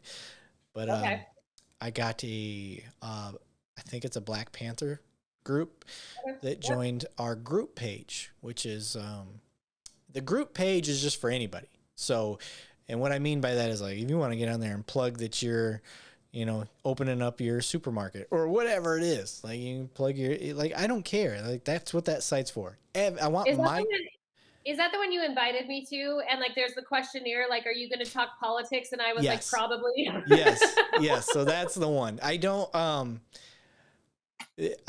know why when I first set that up, I didn't know what I was doing. So I thought that was my main page. And I was like, all right, no politics, no religion. I want people to have hard conversations about bringing communities together with police and first responders and whatever. So that's why I made it that way. And I don't know how to fix it. So anybody listening, if you know how to fix it, tell me. I want the group to be for whatever you want to plug, whatever you want to talk about, and get people engaged. I don't care. As long as you're not there solely as an advertisement. You know what I mean? Like, I want it to be an engaging group conversation stuff. So, this, you know, fuck all cops thing popped up. And I got all these messages from people like, oh my God, did you see your page? Like, this person, da, da, da, da. And I look and I'm like, okay. And I don't want just like-minded people here. They obviously don't like cops for a reason. Let's find out why. Don't bash them. Everybody, that's what they started doing. They jumped on and started bashing them. Like, get the fuck out of here. And I'm like, so I'm deleting a couple comments that I thought were very not productive. And I just challenged those people. Hey, I see you feel a certain way. Like, if you want to talk and discuss, we can talk here, or we can private message me. I was like, but I'm not going to kick you. Stay. I want you to stay. And because you're the type of person I need on my side. Right. I need to see your perspective. No, they never responded. So they're still a part of it. And, they might not trust me to talk yet. Maybe they got to get to know me more. Maybe they got to look at all my episodes. Maybe they do their homework. I don't know. So I mean, I think it's interesting, because again, like people want free speech, but they only want free speech if it aligns with what they believe, right? right, Like no one wants to hear the opposite side or no one wants to have open discussion. right, Um, but I think like, just you bringing up a second ago, like, fixing communities. Like I think we're really at a time where it's almost like a grassroots movement. Like how do we begin to fix ourselves so that yeah, in turn we can go fix our communities, we can go fix our schools, we mm-hmm. can go, start that way. We can fix our relationships with police officers because there there has been such a tie in when I was growing up, Right, and we loved our right. cops, right? But one of the We want to, big differences is between when you and I were growing up, there wasn't a social media. right, Everything was word of mouth and personal experience. And right, then when one cop does something bad and that goes viral on social right, media now, that's the only thing you're seeing.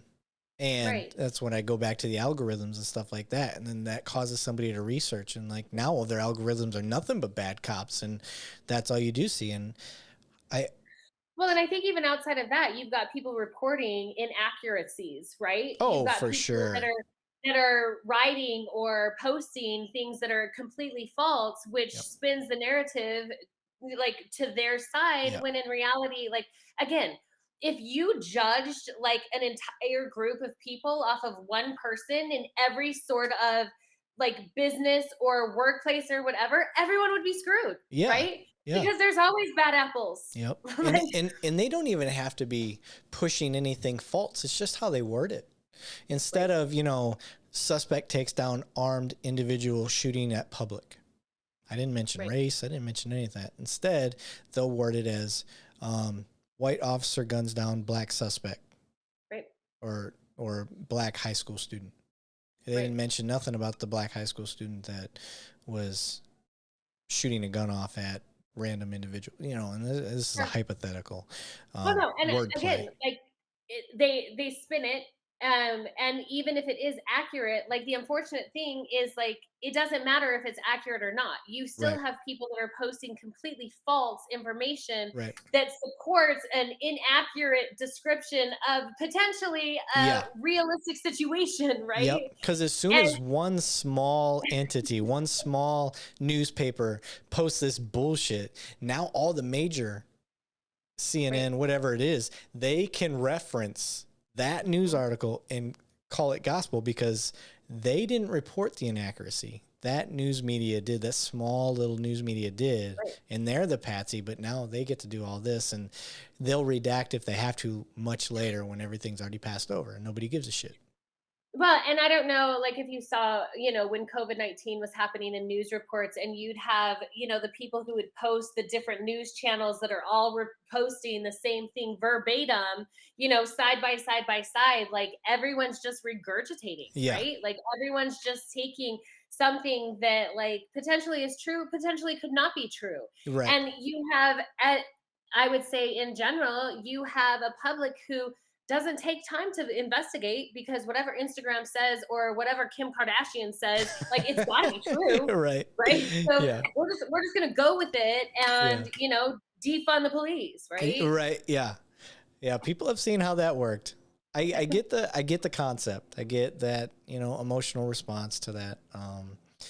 But it's actually, I believe, the opposite. Like, I mean, I see what you're saying, yeah. but again, if we're gonna emotionally respond out of things, like, are we defunding Congress next? Hell yeah. Because there's more than one bad Right. congressman, Yeah. right? Like, are we defunding Microsoft? Are we defunding Boeing? Like, you know Right. what I'm saying? Like, Yeah.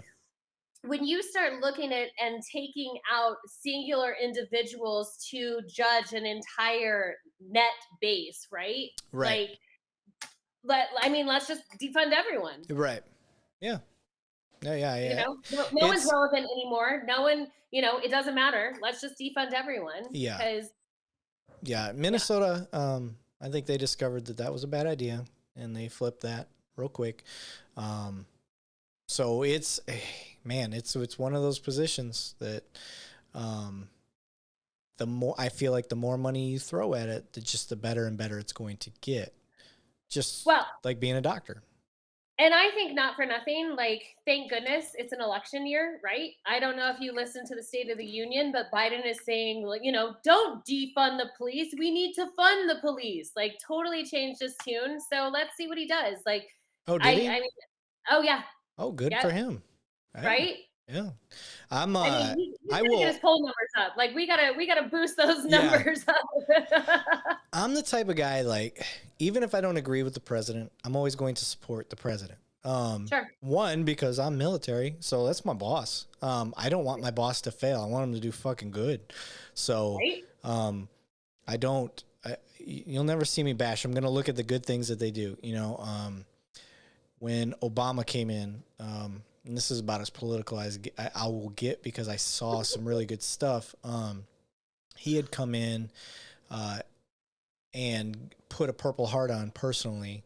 He didn't have to do any of this stuff, but he came in and put a Purple Heart on personally to a person from a unit I was familiar with. And I'm like, okay, all the anti-military shit that people would say about him, I'm like, you can go fuck yourself. Like, this dude came in and did something he didn't have to do, and you didn't see it in the media because he didn't make it a media event. Not a lot of people knew about it.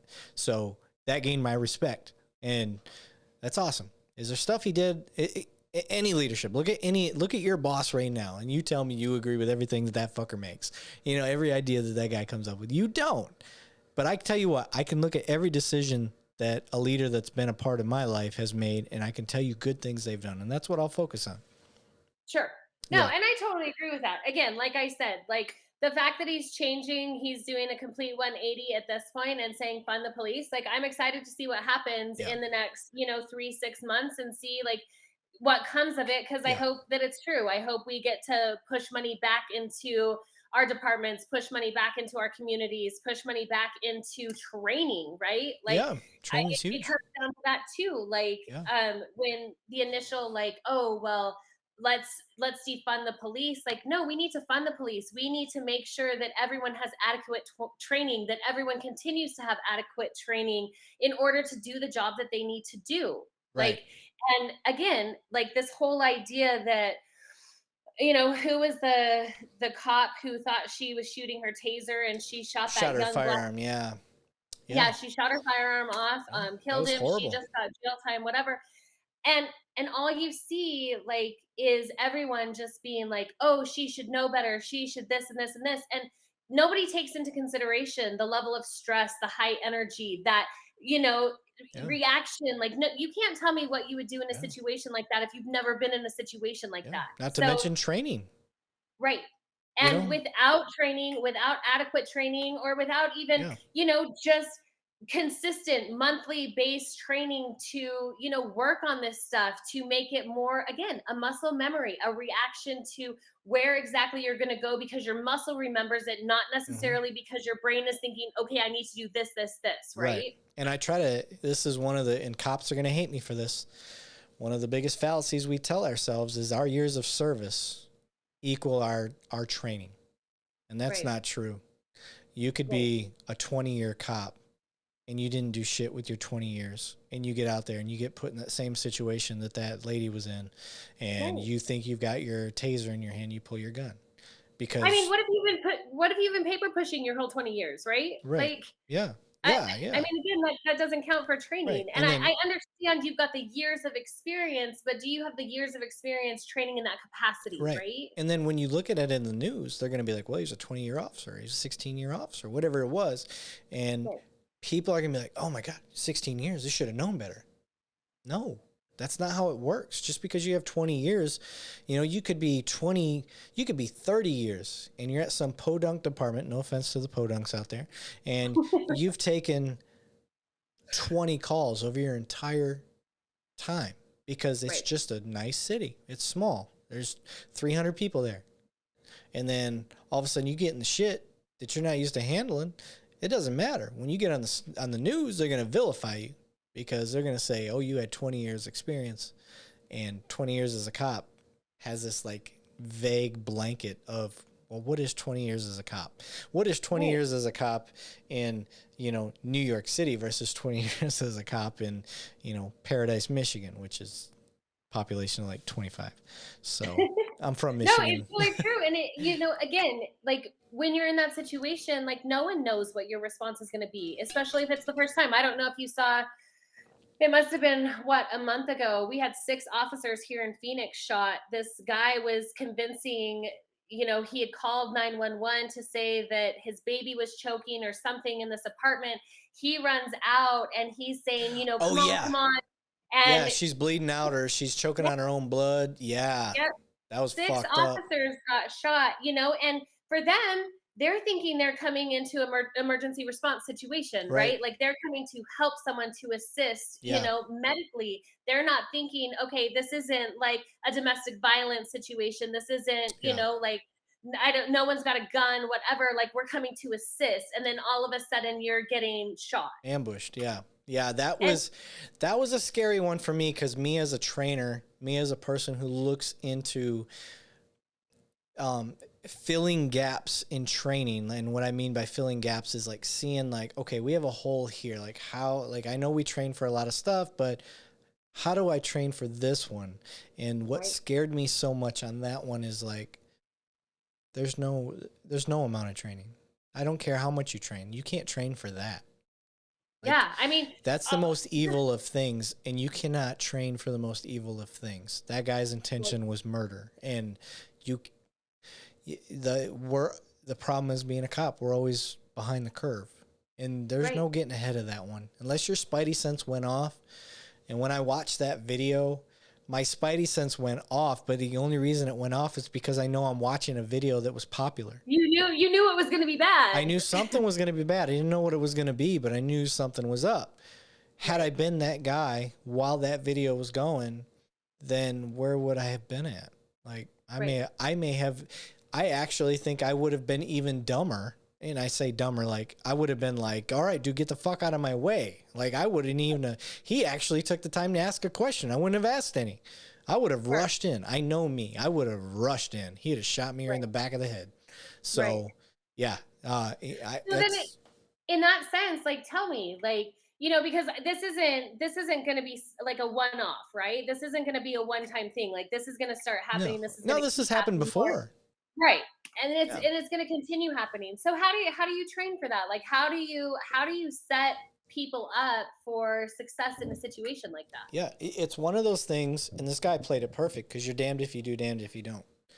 If somebody's in there bleeding out, and you take extra time to ask some questions, right, to try to feel it out, and that, let's say they were right, and somebody dies inside, like now you're going to be held liable because you didn't go render aid immediately. You didn't respond. So you're going to be vilified either way. So how do you train for that? You get lucky. I mean, that's my honest opinion. You get fucking lucky. You show up, your spidey senses go off, and you draw down on the guy. Like, get on the ground. You know, I mean, that's it. Videos like this, people wonder why cops act so heavy-handed sometimes, or it's videos like this, because I guarantee this becomes a training video in an academy somewhere. So now an officer's going to watch this, and they're going to be like, okay, this guy's standing at the doorway, you know, and they're going to put similarities together. There's a older video, and damn, I feel so bad I can't remember the name, but there's an older video of an old Vietnam vet, crazy old man, and it's pretty long and drawn out, but he basically goes back to the truck, pulls out an old like M1A rifle, and he shoots this deputy, and it's horrible. It is horrible. He's screaming for his life, and this dude he uses all of his combat training. You see it. This guy's going through some PTSD thing, you know, and is 50, 60 years old, and he just flanks this officer and just ends up finishing him off after he'd shot him a couple times. But it's a bad video, and I use that for training because the officer had all the signs and symptoms right there in front of him. He had the ability to end it before it really escalated, and he didn't. And that's a good training point. But on a video like this, it's going to open a lot of eyes. And I'm hoping instructors out there go, sometimes there are no answers. You're just behind the curve and you're fucked. And it's just an act of God that you make it out. And I honestly think that's one of those situations that It's just an act of God that you made it out, because Right. I don't know. I've been into training now for a long time. I don't know how to fix that particular situation. I don't know how you get around that. Well, I think it's so difficult too, in the sense that, at least the general feel that I get from my clients is just that hesitation, like feeling Mm-hmm. like, you're in a dangerous situation, but you can't really do anything because people are filming, or someone's, like watching, or, you're going to get objectified, like, and in trouble, or, like, who knows what's going to happen with you just trying to defend yourself, because everything gets spun in a matter that, like, you're always in the wrong, right? Like, Yeah, it's I tell new officers, I'm like, if you're starting to worry about what that video camera is going to catch, you need to tell your sergeant. I'm like, because at the end of the day, you need to go home. You need to right, go home safe. So you need to get in some sort of wheelhouse where you're very confident in what you're doing, confident in your abilities, because hesitation is the end all. When you start to hesitate, that's because you're not confident. And if you're not right, confident, you need to really focus on why you're not confident. What am I not confident in?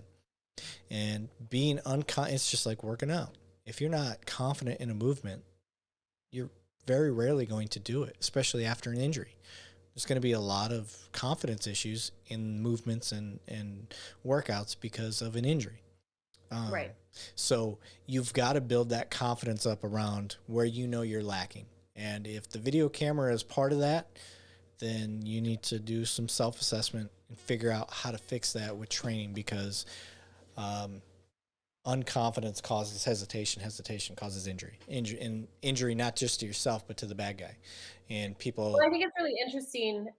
We did a concealed carry course with my mother-in-law a hell couple yeah. months ago, because she decided she wants a gun, How old right? is she? Ish. 54. Okay. There you go. um, Lives alone, but she wanted a gun. And so I had said to her, like, before we get to a gun, like, one, let's go do a concealed carry. Like, we're going to do some shooting courses, stuff like that. Like, you need to be comfortable in what you're doing before you have a gun, right? Yeah. Like, we're going to do the foundation first. But it was interesting in this course, and it's the first one I've ever been to, because, again, I grew up in New Mexico. I live in Arizona. Like, you don't have to have a concealed carry license, right? Like, I can open carry. I can do, pretty much what I Right. want. But interesting, when our the teacher was talking, and he was saying, you, like, legally wise, even as a homeowner, someone breaks into my home, I am only, like, legally allowed to return force equal to what is being given to me. Does that make sense? Not at So, all. right, You I will broke into show my you house? Arizona in my house. You break into my house, I'm shooting you.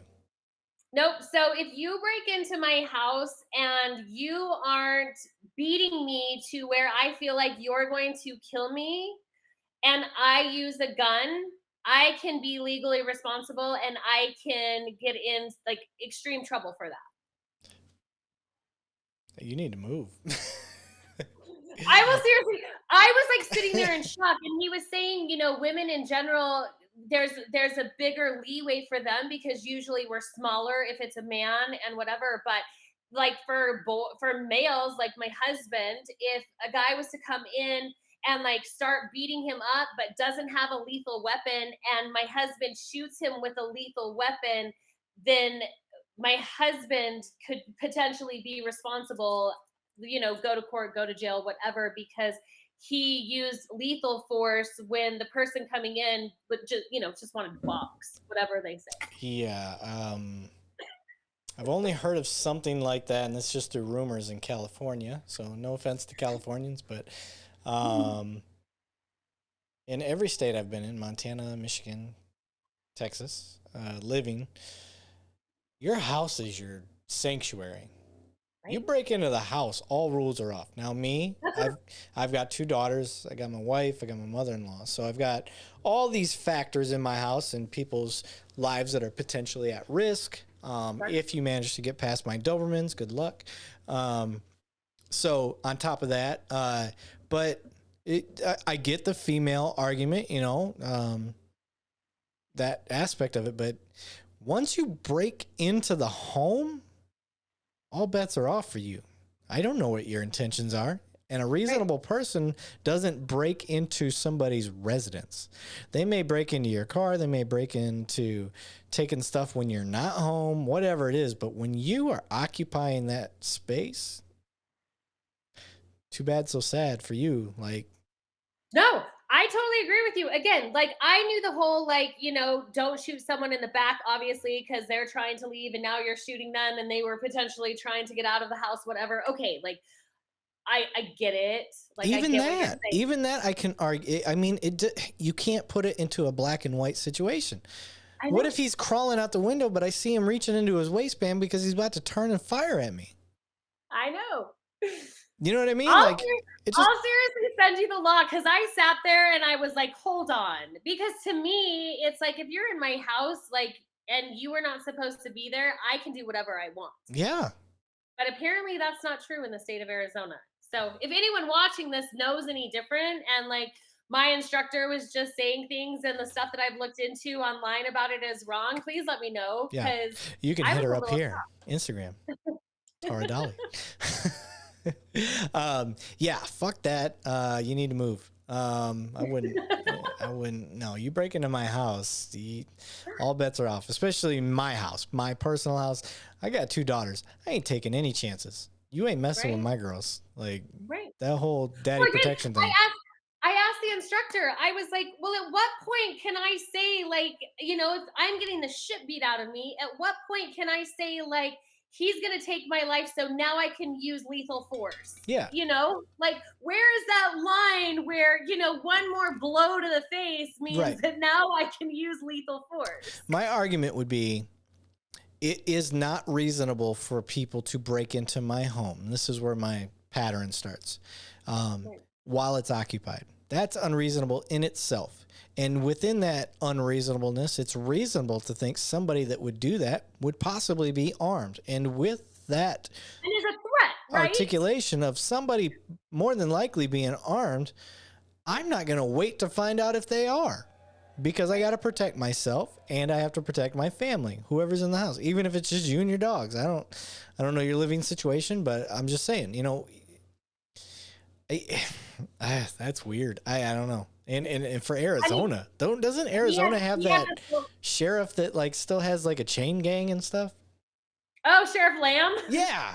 Oh no, you're talking about Joe Arpaio. That guy, yes. Don't you guys still have him? How the fuck can't you protect your own home?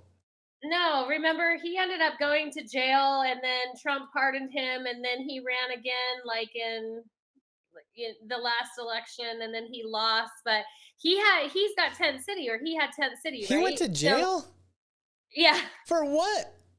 I don't remember. Oh my God, I didn't know that. Yeah, I remember, you know, of course, the only thing I know about him is the little highlight clips I've seen on the internet, but I mean, not for nothing, he was kind of cool. I really thought like what he did, I mean, granted, humiliating for, you know, if you're in a jail system and you have to wear a pink jumpsuit and whatever, but yeah. He made his point. I think all the ones that were there wanted to be there. Like, I think that was part of it. Like, you signed up for it. I don't think you just got put there. If I remember correctly. For the prison system, so he created Tent City, right? So all of the inmates had to wear like pink jumpsuits and like, you know, whatever. Oh, okay. Yeah. Joe did Joe stuff. I don't know the chain gang stuff. I'm not sure like what, but I'm sure it was Joe. Okay. Yeah, I won't pretend to know what the fuck I'm talking about. From what I remember, I thought there was some sort of volunteer, like you had to sign up, but I could be wrong. I mean, maybe I'll have to look into it. Well, I'm definitely gonna look into it now that I know he was arrested. I had no idea he was arrested. Yeah, I seriously like want to Google it. I'm pretty sure he went to jail and then Trump pardoned him. And then he ran again and then he got beat out. I don't even know who the sheriff is now, honestly. Okay. That dude was old. I know he was up there. Oh no, I mean, he's in his late 80s, I'm pretty sure. Hey, if you still got the drive, I'm not going to tell you can't do it.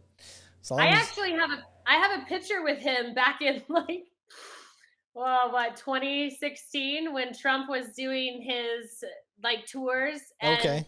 Joe was introducing him, and I was sitting there with a secret security hanging out while we were waiting, and he came up, and so of course I'm like, oh my gosh, Joe, like totally fangirled out on Joe Arpaio. Nice. All right. All right. I'm going to bring it back a little bit. With working with first responders and primarily women, what are your suggestions for getting more people on board, getting, let's say, females, because that's your specialty? What is your advice for getting more females on board with the fitness? Just that it doesn't have to be all or nothing. I think for first responders in general, you guys are all pretty type A. So everything has to be like this. And if you don't do it that way, then it's like, oh, well, crap, I messed up. Like, I'm just going to throw it in the bag and go back to what I was doing because I can't do this and, whatever. And I think the biggest thing that we talk about is, it's just that 1%, right? Like Right. trying to be 1% better every single day, making better choices, progress over perfection.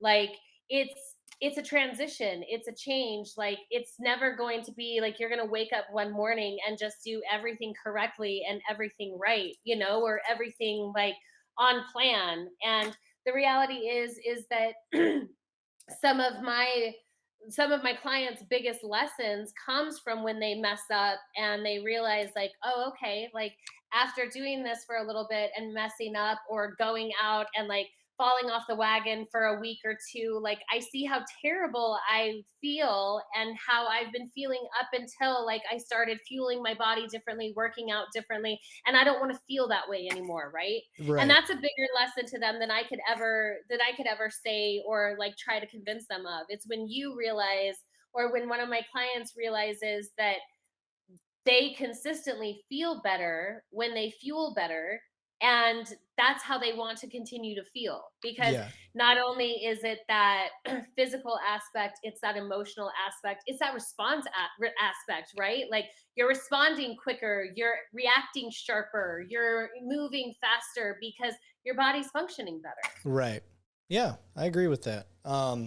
Okay. So, and then with that, what have been what I want to help first responders avoid is the pitfalls that you've seen. What do you see the biggest things holding back these people from succeeding in what they want to do, or even getting started? I think a lot is schedule. People think like, oh, I'm so busy. I've got so much that I'm doing. I'm barely managing work, home life right now as it is. Like the last thing I can do is add something else on my plate. I think that's a big one. And I think ultimately, it comes down to the very basic. People don't want to. Oh, okay, hold You're- on. I don't even know where you're at now. I see you Give me and I one. hear you. Okay, Yeah. hi. Yeah. I did not see you or hear you. No, you're good. Um, I think ultimately what it comes down to is people don't want to take personal accountability or responsibility for their actions, right? Like it's what you were saying earlier, with people gaining weight, and like, you know, you can gain a pound every couple of weeks and gain another pound every couple of weeks, and all of a sudden you're 25 pounds overweight, but you can justify it, right? Like, oh, it's just this, so I'll get to the gym next week or whatever. And it's not taking into account like, oh, okay, like this is a habit, this is what I continue to do, and if I don't change, if I don't do something different, this is the path that I'm going to continue to take. Like Right. it's not going to stop at 20 pounds. It's not going to stop at 25 pounds. But sometimes it's hard to reflect and be like, okay, like I've made these choices. Like I've eaten like crap. Like I've treated my body like a trash can. And Hell now yeah. I need to do some things differently, and people don't want to change Right. because, you know, it's comfortable doing what you're used to doing. Yeah. It's easy. It's the easier path. At Right. least And it seems in that way. that, yeah, and in that, like not only is it change, but it's that, what if I fail? Like, what if I can't do it? Yeah. Like, what if I try and I don't lose? Or what if, and it's unfortunate in the sense that everyone looks at weight loss as like this linear, like, I'm going to lose a pound a week for the next 24 weeks and then I'm going to go do a stage show, right? Like, Yeah. or I'm going to go do whatever. They don't understand that weight loss isn't linear, right? So Right. you get people who lose for a couple of weeks and then they don't lose, and all of a sudden they like go into this mental state where it's like, I'm not losing weight, I'm working so hard, this isn't working, I'm just going to give up, right? Because Right. it's not happening consistently every single week. And what people need to understand is you weren't gaining weight consistently every single week, right? You didn't Right. gain a pound every single week for 24 weeks and then decide you were overweight. Like, sometimes it takes months, sometimes it takes years, But at the end of the day, like, as long as you're making those small choices are going to lead to those big results. And it's really just about consistency and patience, Yeah. right? One of the big things I like to point out to people, I'm big into MMA and boxing and stuff like that, is the heavyweight champ. I want people right now, it's what, March 4th, 2022. I want you to look at the current heavyweight champ of boxing, Tyson Fury. He's like 6'9", full dad bod. That's how he won. He's full dad bod. And I try to tell Yep. people, I'm like, he went against guys that looked like specimens, like absolute specimens, just 6-pack, 8-pack, 12-pack, whatever you want to say. And he dominates them. It's his fitness, it's his nutrition, it's all these things, and it's not what you picture. Right. And I'm like, that's the example. If this guy can go out and do, I challenge anybody to go do 3 rounds. Go do three, you know what I mean? Because I've done Is boxing. there like a mini round, like a 90-second round? Yeah, go do 3 3-minute rounds just hitting a bag. Just see Right. how long you last. Like, I try to tell people, like, you want to get an idea of the fitness that these guys have. So you've got the heavyweight champ of the world out there, full dad bod. That's what he looks like. 6'9", Right. awkward, goofy looking, and he can go out there and bang and win and last and take hits, and he looks nothing like what Hollywood and all these guys push down your throat. So that's what I Right. mean by fitness. You don't have to look like what everybody wants you to look to be in the peak of fitness.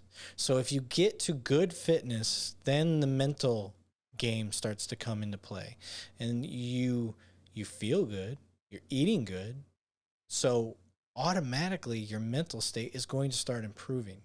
And then it's just a matter of convincing yourself, like, okay, I'm doing well for myself. How much farther do I now? What are my goals? I've reached these goals, this level of goals, but do I want a 6-pack? Do I, are these the next, is that the next level for you? Leave your base, good fitness and nutrition, but leave these, little 3, and I want people to understand, like, I'm a person that gets 6-pack abs like every couple years. Like, I make it a goal, I get it done, and then this shit lasts like a month. And that's it. Like, it lasts a month because that was the goal. I wanted to go on vacation somewhere and not look what I considered to be like a dad, and that was it. And then it goes away. And I want people to understand, like, that's not, you can't maintain that for long periods of time. Not realistically. Not if that hasn't been your lifestyle. And my lifestyle has never been to have 6-pack abs my whole life. It's just not, I'm not that guy. Certain people have genetic dispositions that they can get away with that, and it's easier for them, but I'm not it. I'm not that guy. So I want people to understand, like, if your fitness is good, the other pillars start to fall in place. Mental health, physical health, and nutrition. Those are the 3 major pillars. And if you have all those in line as a first responder, you're going to be an awesome first responder. But as soon as one of those start to slip, they all start to slip. And I really want people, when you start looking at an officer that's fucked up, start looking at those 3 pillars: mental health, physical health, and nutrition. I guarantee they're off. More than likely. So that's how I see it. How about you? No, I totally agree. And I think it's true what you say. Once you hit those goals, it sets you up to like set different goals, right? Yeah. Like then you can keep moving forward. And again, it's like I talk about that 1%. Then you're always striving towards that 1%. And the only thing that you're doing in striving to be that 1% better every day or every week or whatever you set that as, you're setting yourself up for success, right? Yeah. Like in every aspect. And it can be, it can start out as something physical, right? You want big biceps, or you want to bench 250 pounds, or you wanted this and this and this. And the 225. byproduct 225. We want 2 plates on each side. okay. The byproduct of that is emotionally you start feeling better. You start having better relationships. You start communicating better. You start changing the entire outlook. Like your whole direction in life starts changing. You start hanging out with different people who are more positive, who are healthy. You have different opportunities that present themselves because of how you're treating yourself, right? Like Yeah. it is completely encompassing. Yeah. And you nailed it when it comes to who you hang out with. Um, Cops are some of the most cynical assholes out there because that's all they see. They see a lot of negative stuff. So I'll call myself a unicorn. I'm a unicorn in this field. People are like, Levine's a kind of an odd duck. I'm a positive person most of the time. I do get caught up occasionally, but even when I get caught up and somebody points it out to me, like, damn, dude, you're being a little dark. I'm like, I am. Like, all right, let me. I try to flip my mindset every time. I hate getting caught up in the negative shit, but cops, we do that. And when you start working out, the first thing you do is alienate all the guys that aren't ready to start working out. And you're like, oh, it's like being vegan. Everybody knows you're vegan when you're vegan because you never shut the fuck up about it. All right, cool. You're working out, And I tell officers, I'm like, you know what? Fuck the haters. If you posting gym selfies keeps you going to the gym, damn it, do it. Right. Do I think you're being a tool? Sure. But at the same time, if it keeps you in the gym, keep doing it, brother. I'm down. I get it. For me, I do the gym selfies, but it's for one person. I send them to my wife, and I'm like, and I'll send her pictures, and she's like, all right, she messes with me. She's like, all right, you just reminded me how fat I am. She's like, I'm like, that's not my intention. I'm just trying. Your man's getting fit for you, girl. Like trying to mess with her. So, I'm not gonna down you for doing the gym selfies. I'm not gonna down you for posting your workouts online. Whatever keeps you motivated. Whatever keeps you motivated. Right. And with cops, again, we're very cynical. So it's creating that environment where like you're supporting people who are trying to do better for themselves, right? Like I don't know when we came into these communities or how we came into this, culture where we talk shit about people who are trying to do better for themselves. Yeah. Like why do we do that? Like why can't we support people for trying to be stronger, healthier, fitter, faster, whatever it might be? Like where did that breakdown come in where like what, because I'm not doing it because I choose not to and I want to be fat and lazy, I'm going to talk shit about you because you want to be healthy? Like that makes no sense. Yeah, don't fit shame me. Right. Fuckers. I mean it really is true. Like why not support people? Like do you go do what you want to do, go be healthy. Like I'll sit here and be fat and eat potato chips or like whatever it might be. Yeah.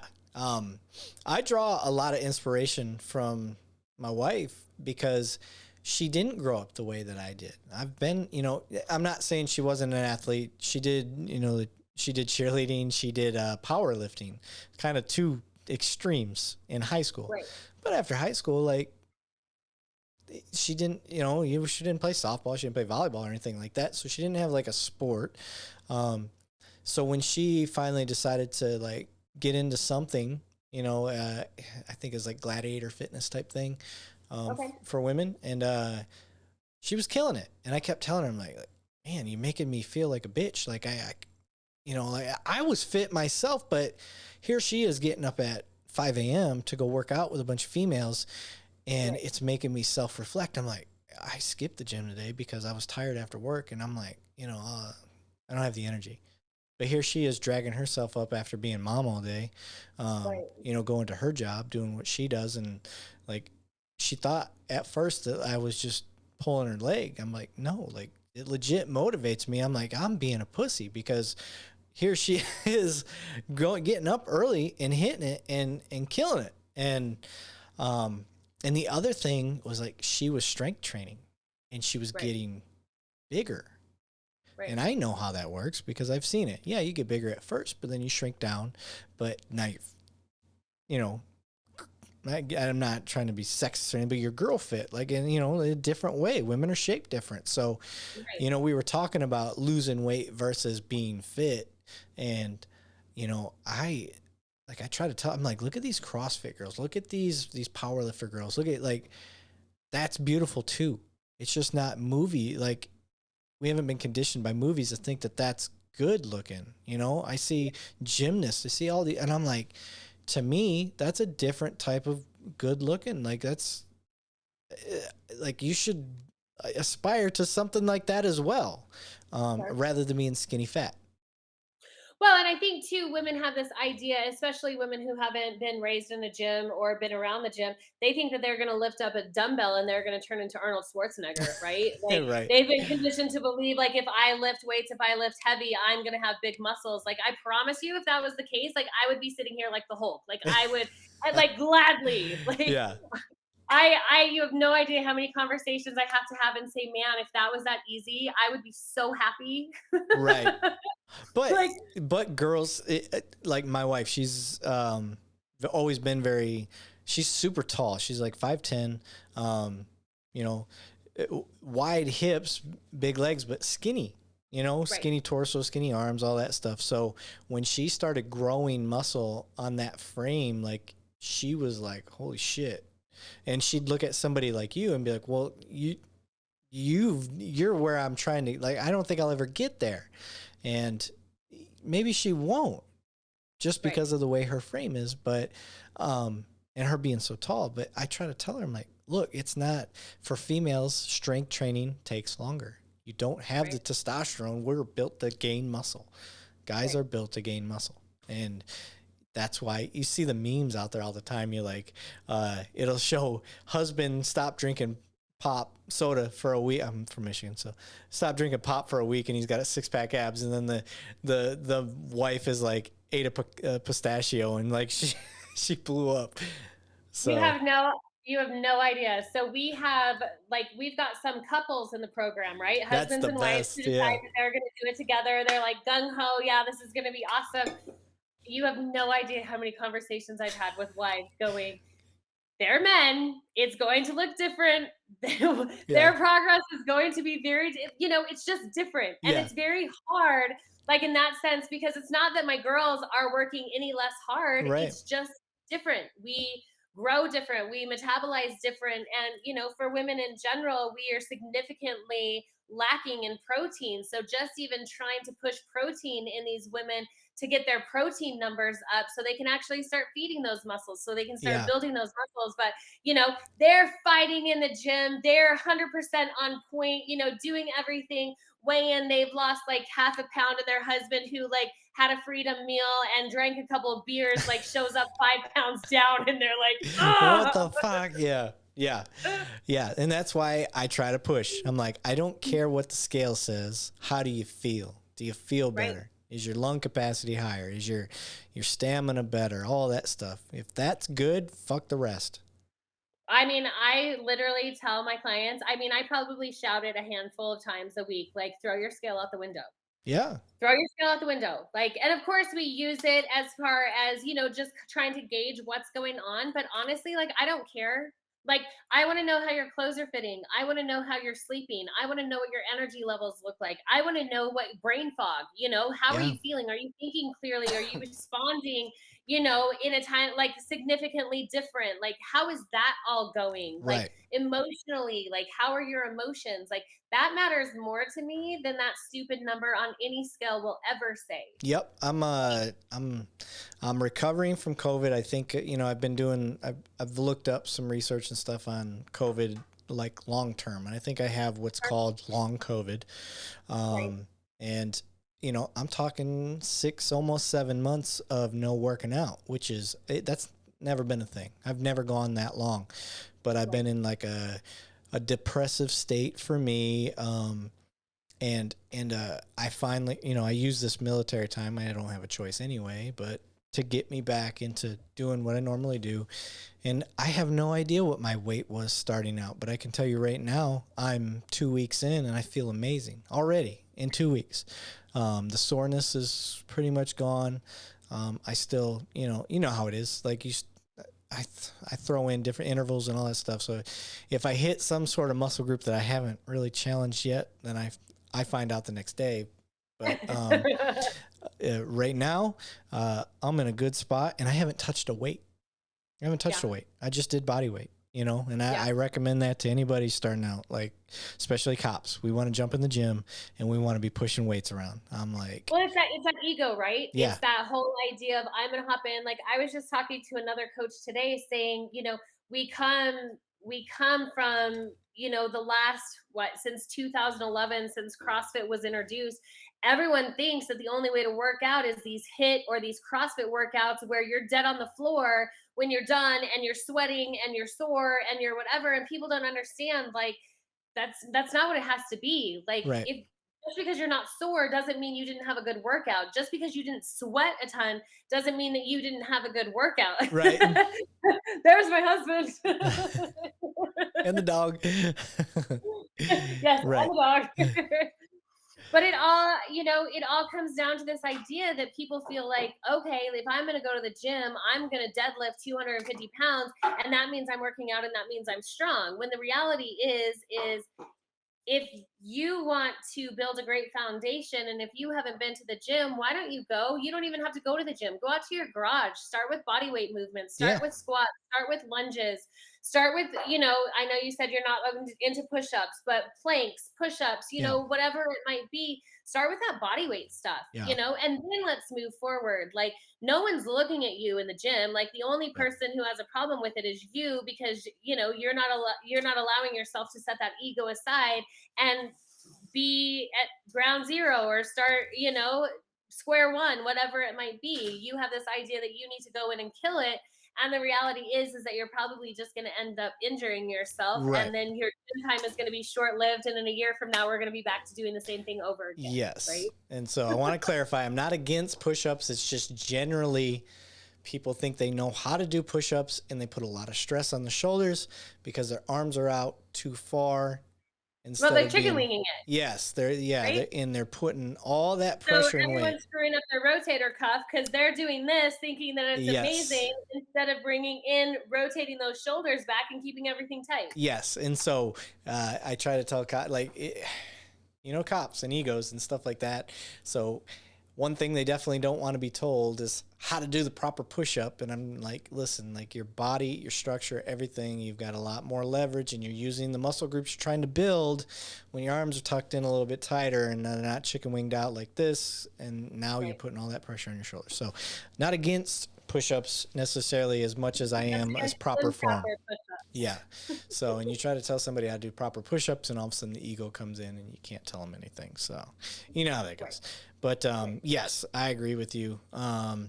It's I think it's getting better. Again, maybe it's me and my optimism, but from the 80s and 90s genre of police to now in first responders, like the way that TikTok and Facebook and all of these people like you that are on social media and showing proper form, proper diet, proper mental mindset, and having these resources that are so easily researchable.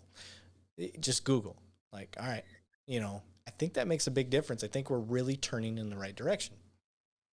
Well, I think it's more knowledge too, right? Like, we know different things now. Like, we're not in the 80s where it's no fat, right? Or the 90s where it's no sugar, like, that elimination stuff. And I will say, to like sideline your optimism in a sense, like, it's very hard for people who are personal trainers who are actually trained to help you when you have these Instagram influencers who get on and do these TikTok videos or do this stuff, and they weigh 95 pounds and, whatever. And then you get all these people who follow them and Right. do their workouts or eat how they tell them to eat because they think if they do what these guys are doing, they're going to look like them. And unfortunately, it's very misleading.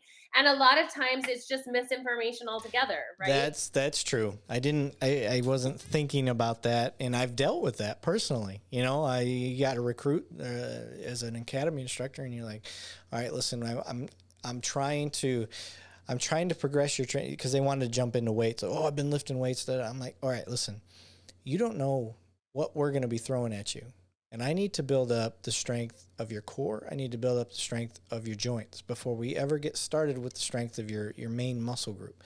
So you need to relax on this shit that you're seeing, because you could have all the chest pecs and glutes and thighs that you want. But as soon as I come at you in a red man suit and start trying to fight with you, you're going to be injured, because Right. that isn't what you're working out. Right. I said, so take a step back, stop looking at YouTube and trying to figure out what you can do to prepare for a police academy, and listen to Right. what we're telling you. Now, I appreciate the enthusiasm, and I try to tell people that, like, look, I'm glad you're out there trying to do stuff, but do my program. Let's see where we get you. And if we need to start supplementing with some of the stuff that you've seen, then we'll start talking about that. Right. Because I try not to dissuade people from doing your own research, doing your own diets, and figuring out, because maybe you find out something that works, and me as an instructor, I can learn from. Cool. But let's do what we got planned first, and then we'll see where we go from there. Right.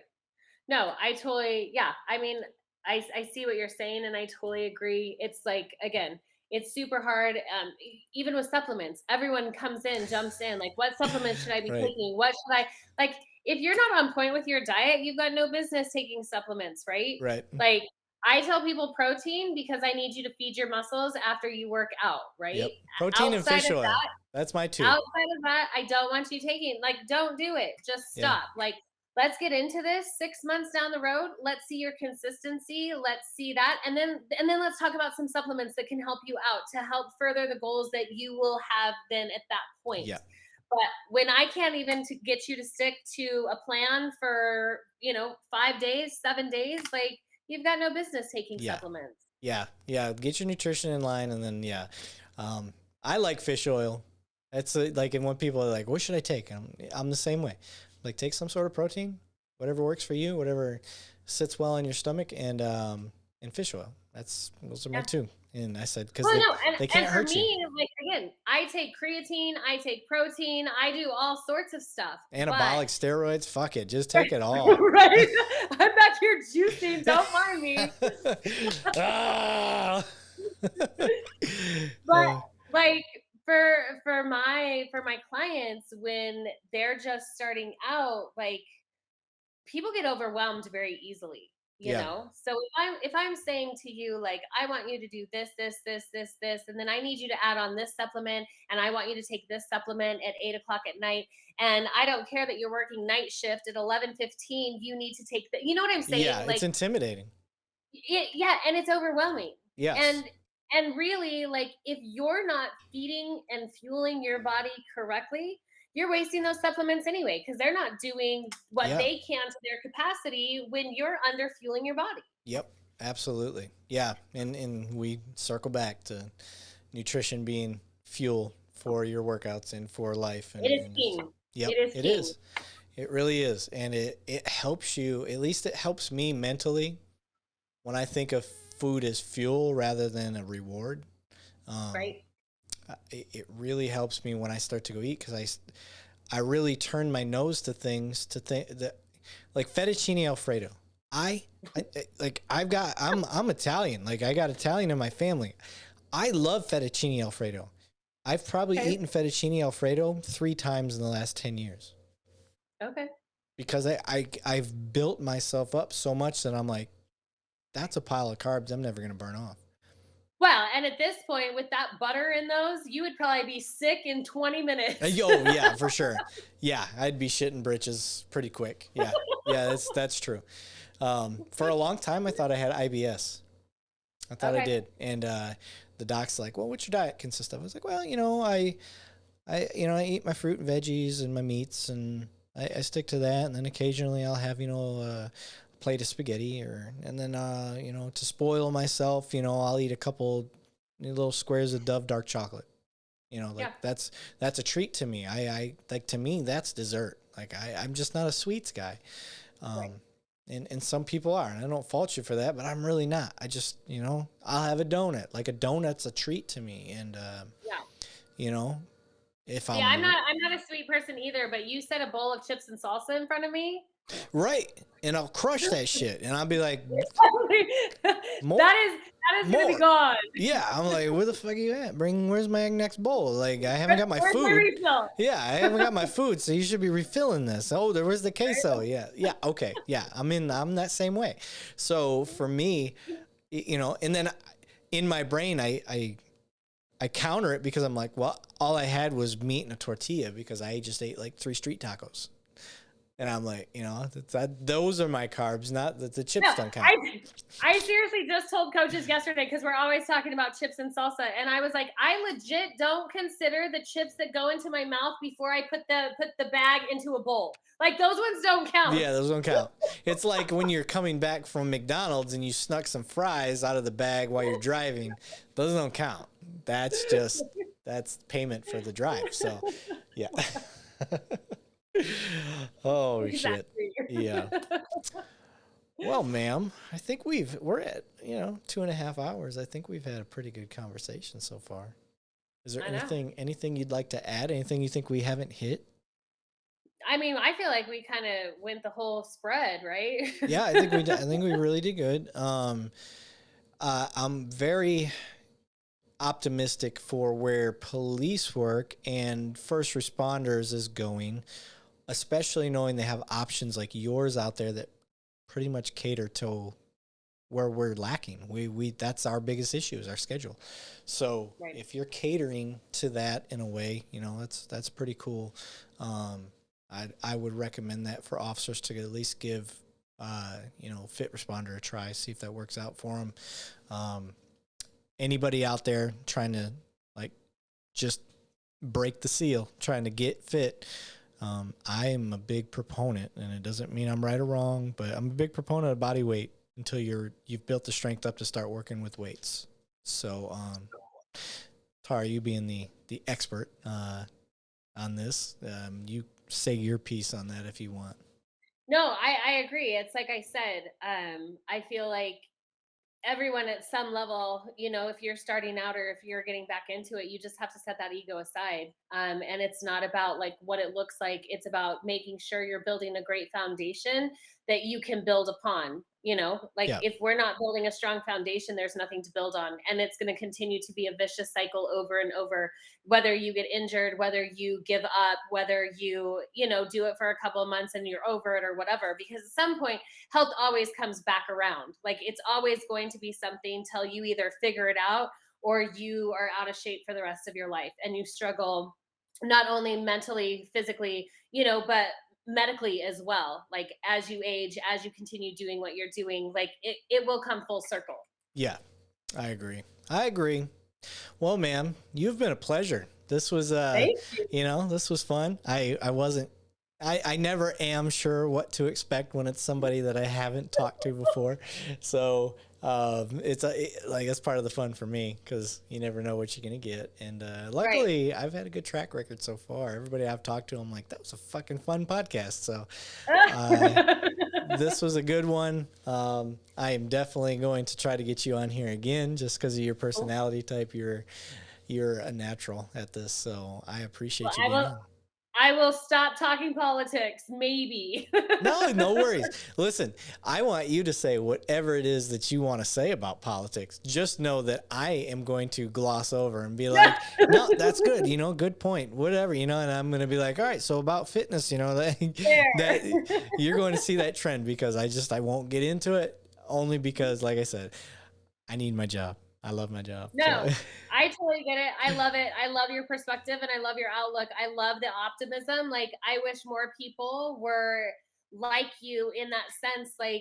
it creates opportunities to grow. When you're optimistic, it gives you a different perspective. Yep. Even like things that you necessarily wouldn't agree with, you have the option to look at it and the opportunity to look at it differently Yeah. and see something and find commonality instead of differances. Yeah. And I think that's Yeah. It definitely helps slow down that division push that right. everybody's trying to jump on lately. So rather break down barriers and bridge gaps, and that's the whole point of this show. So Yeah.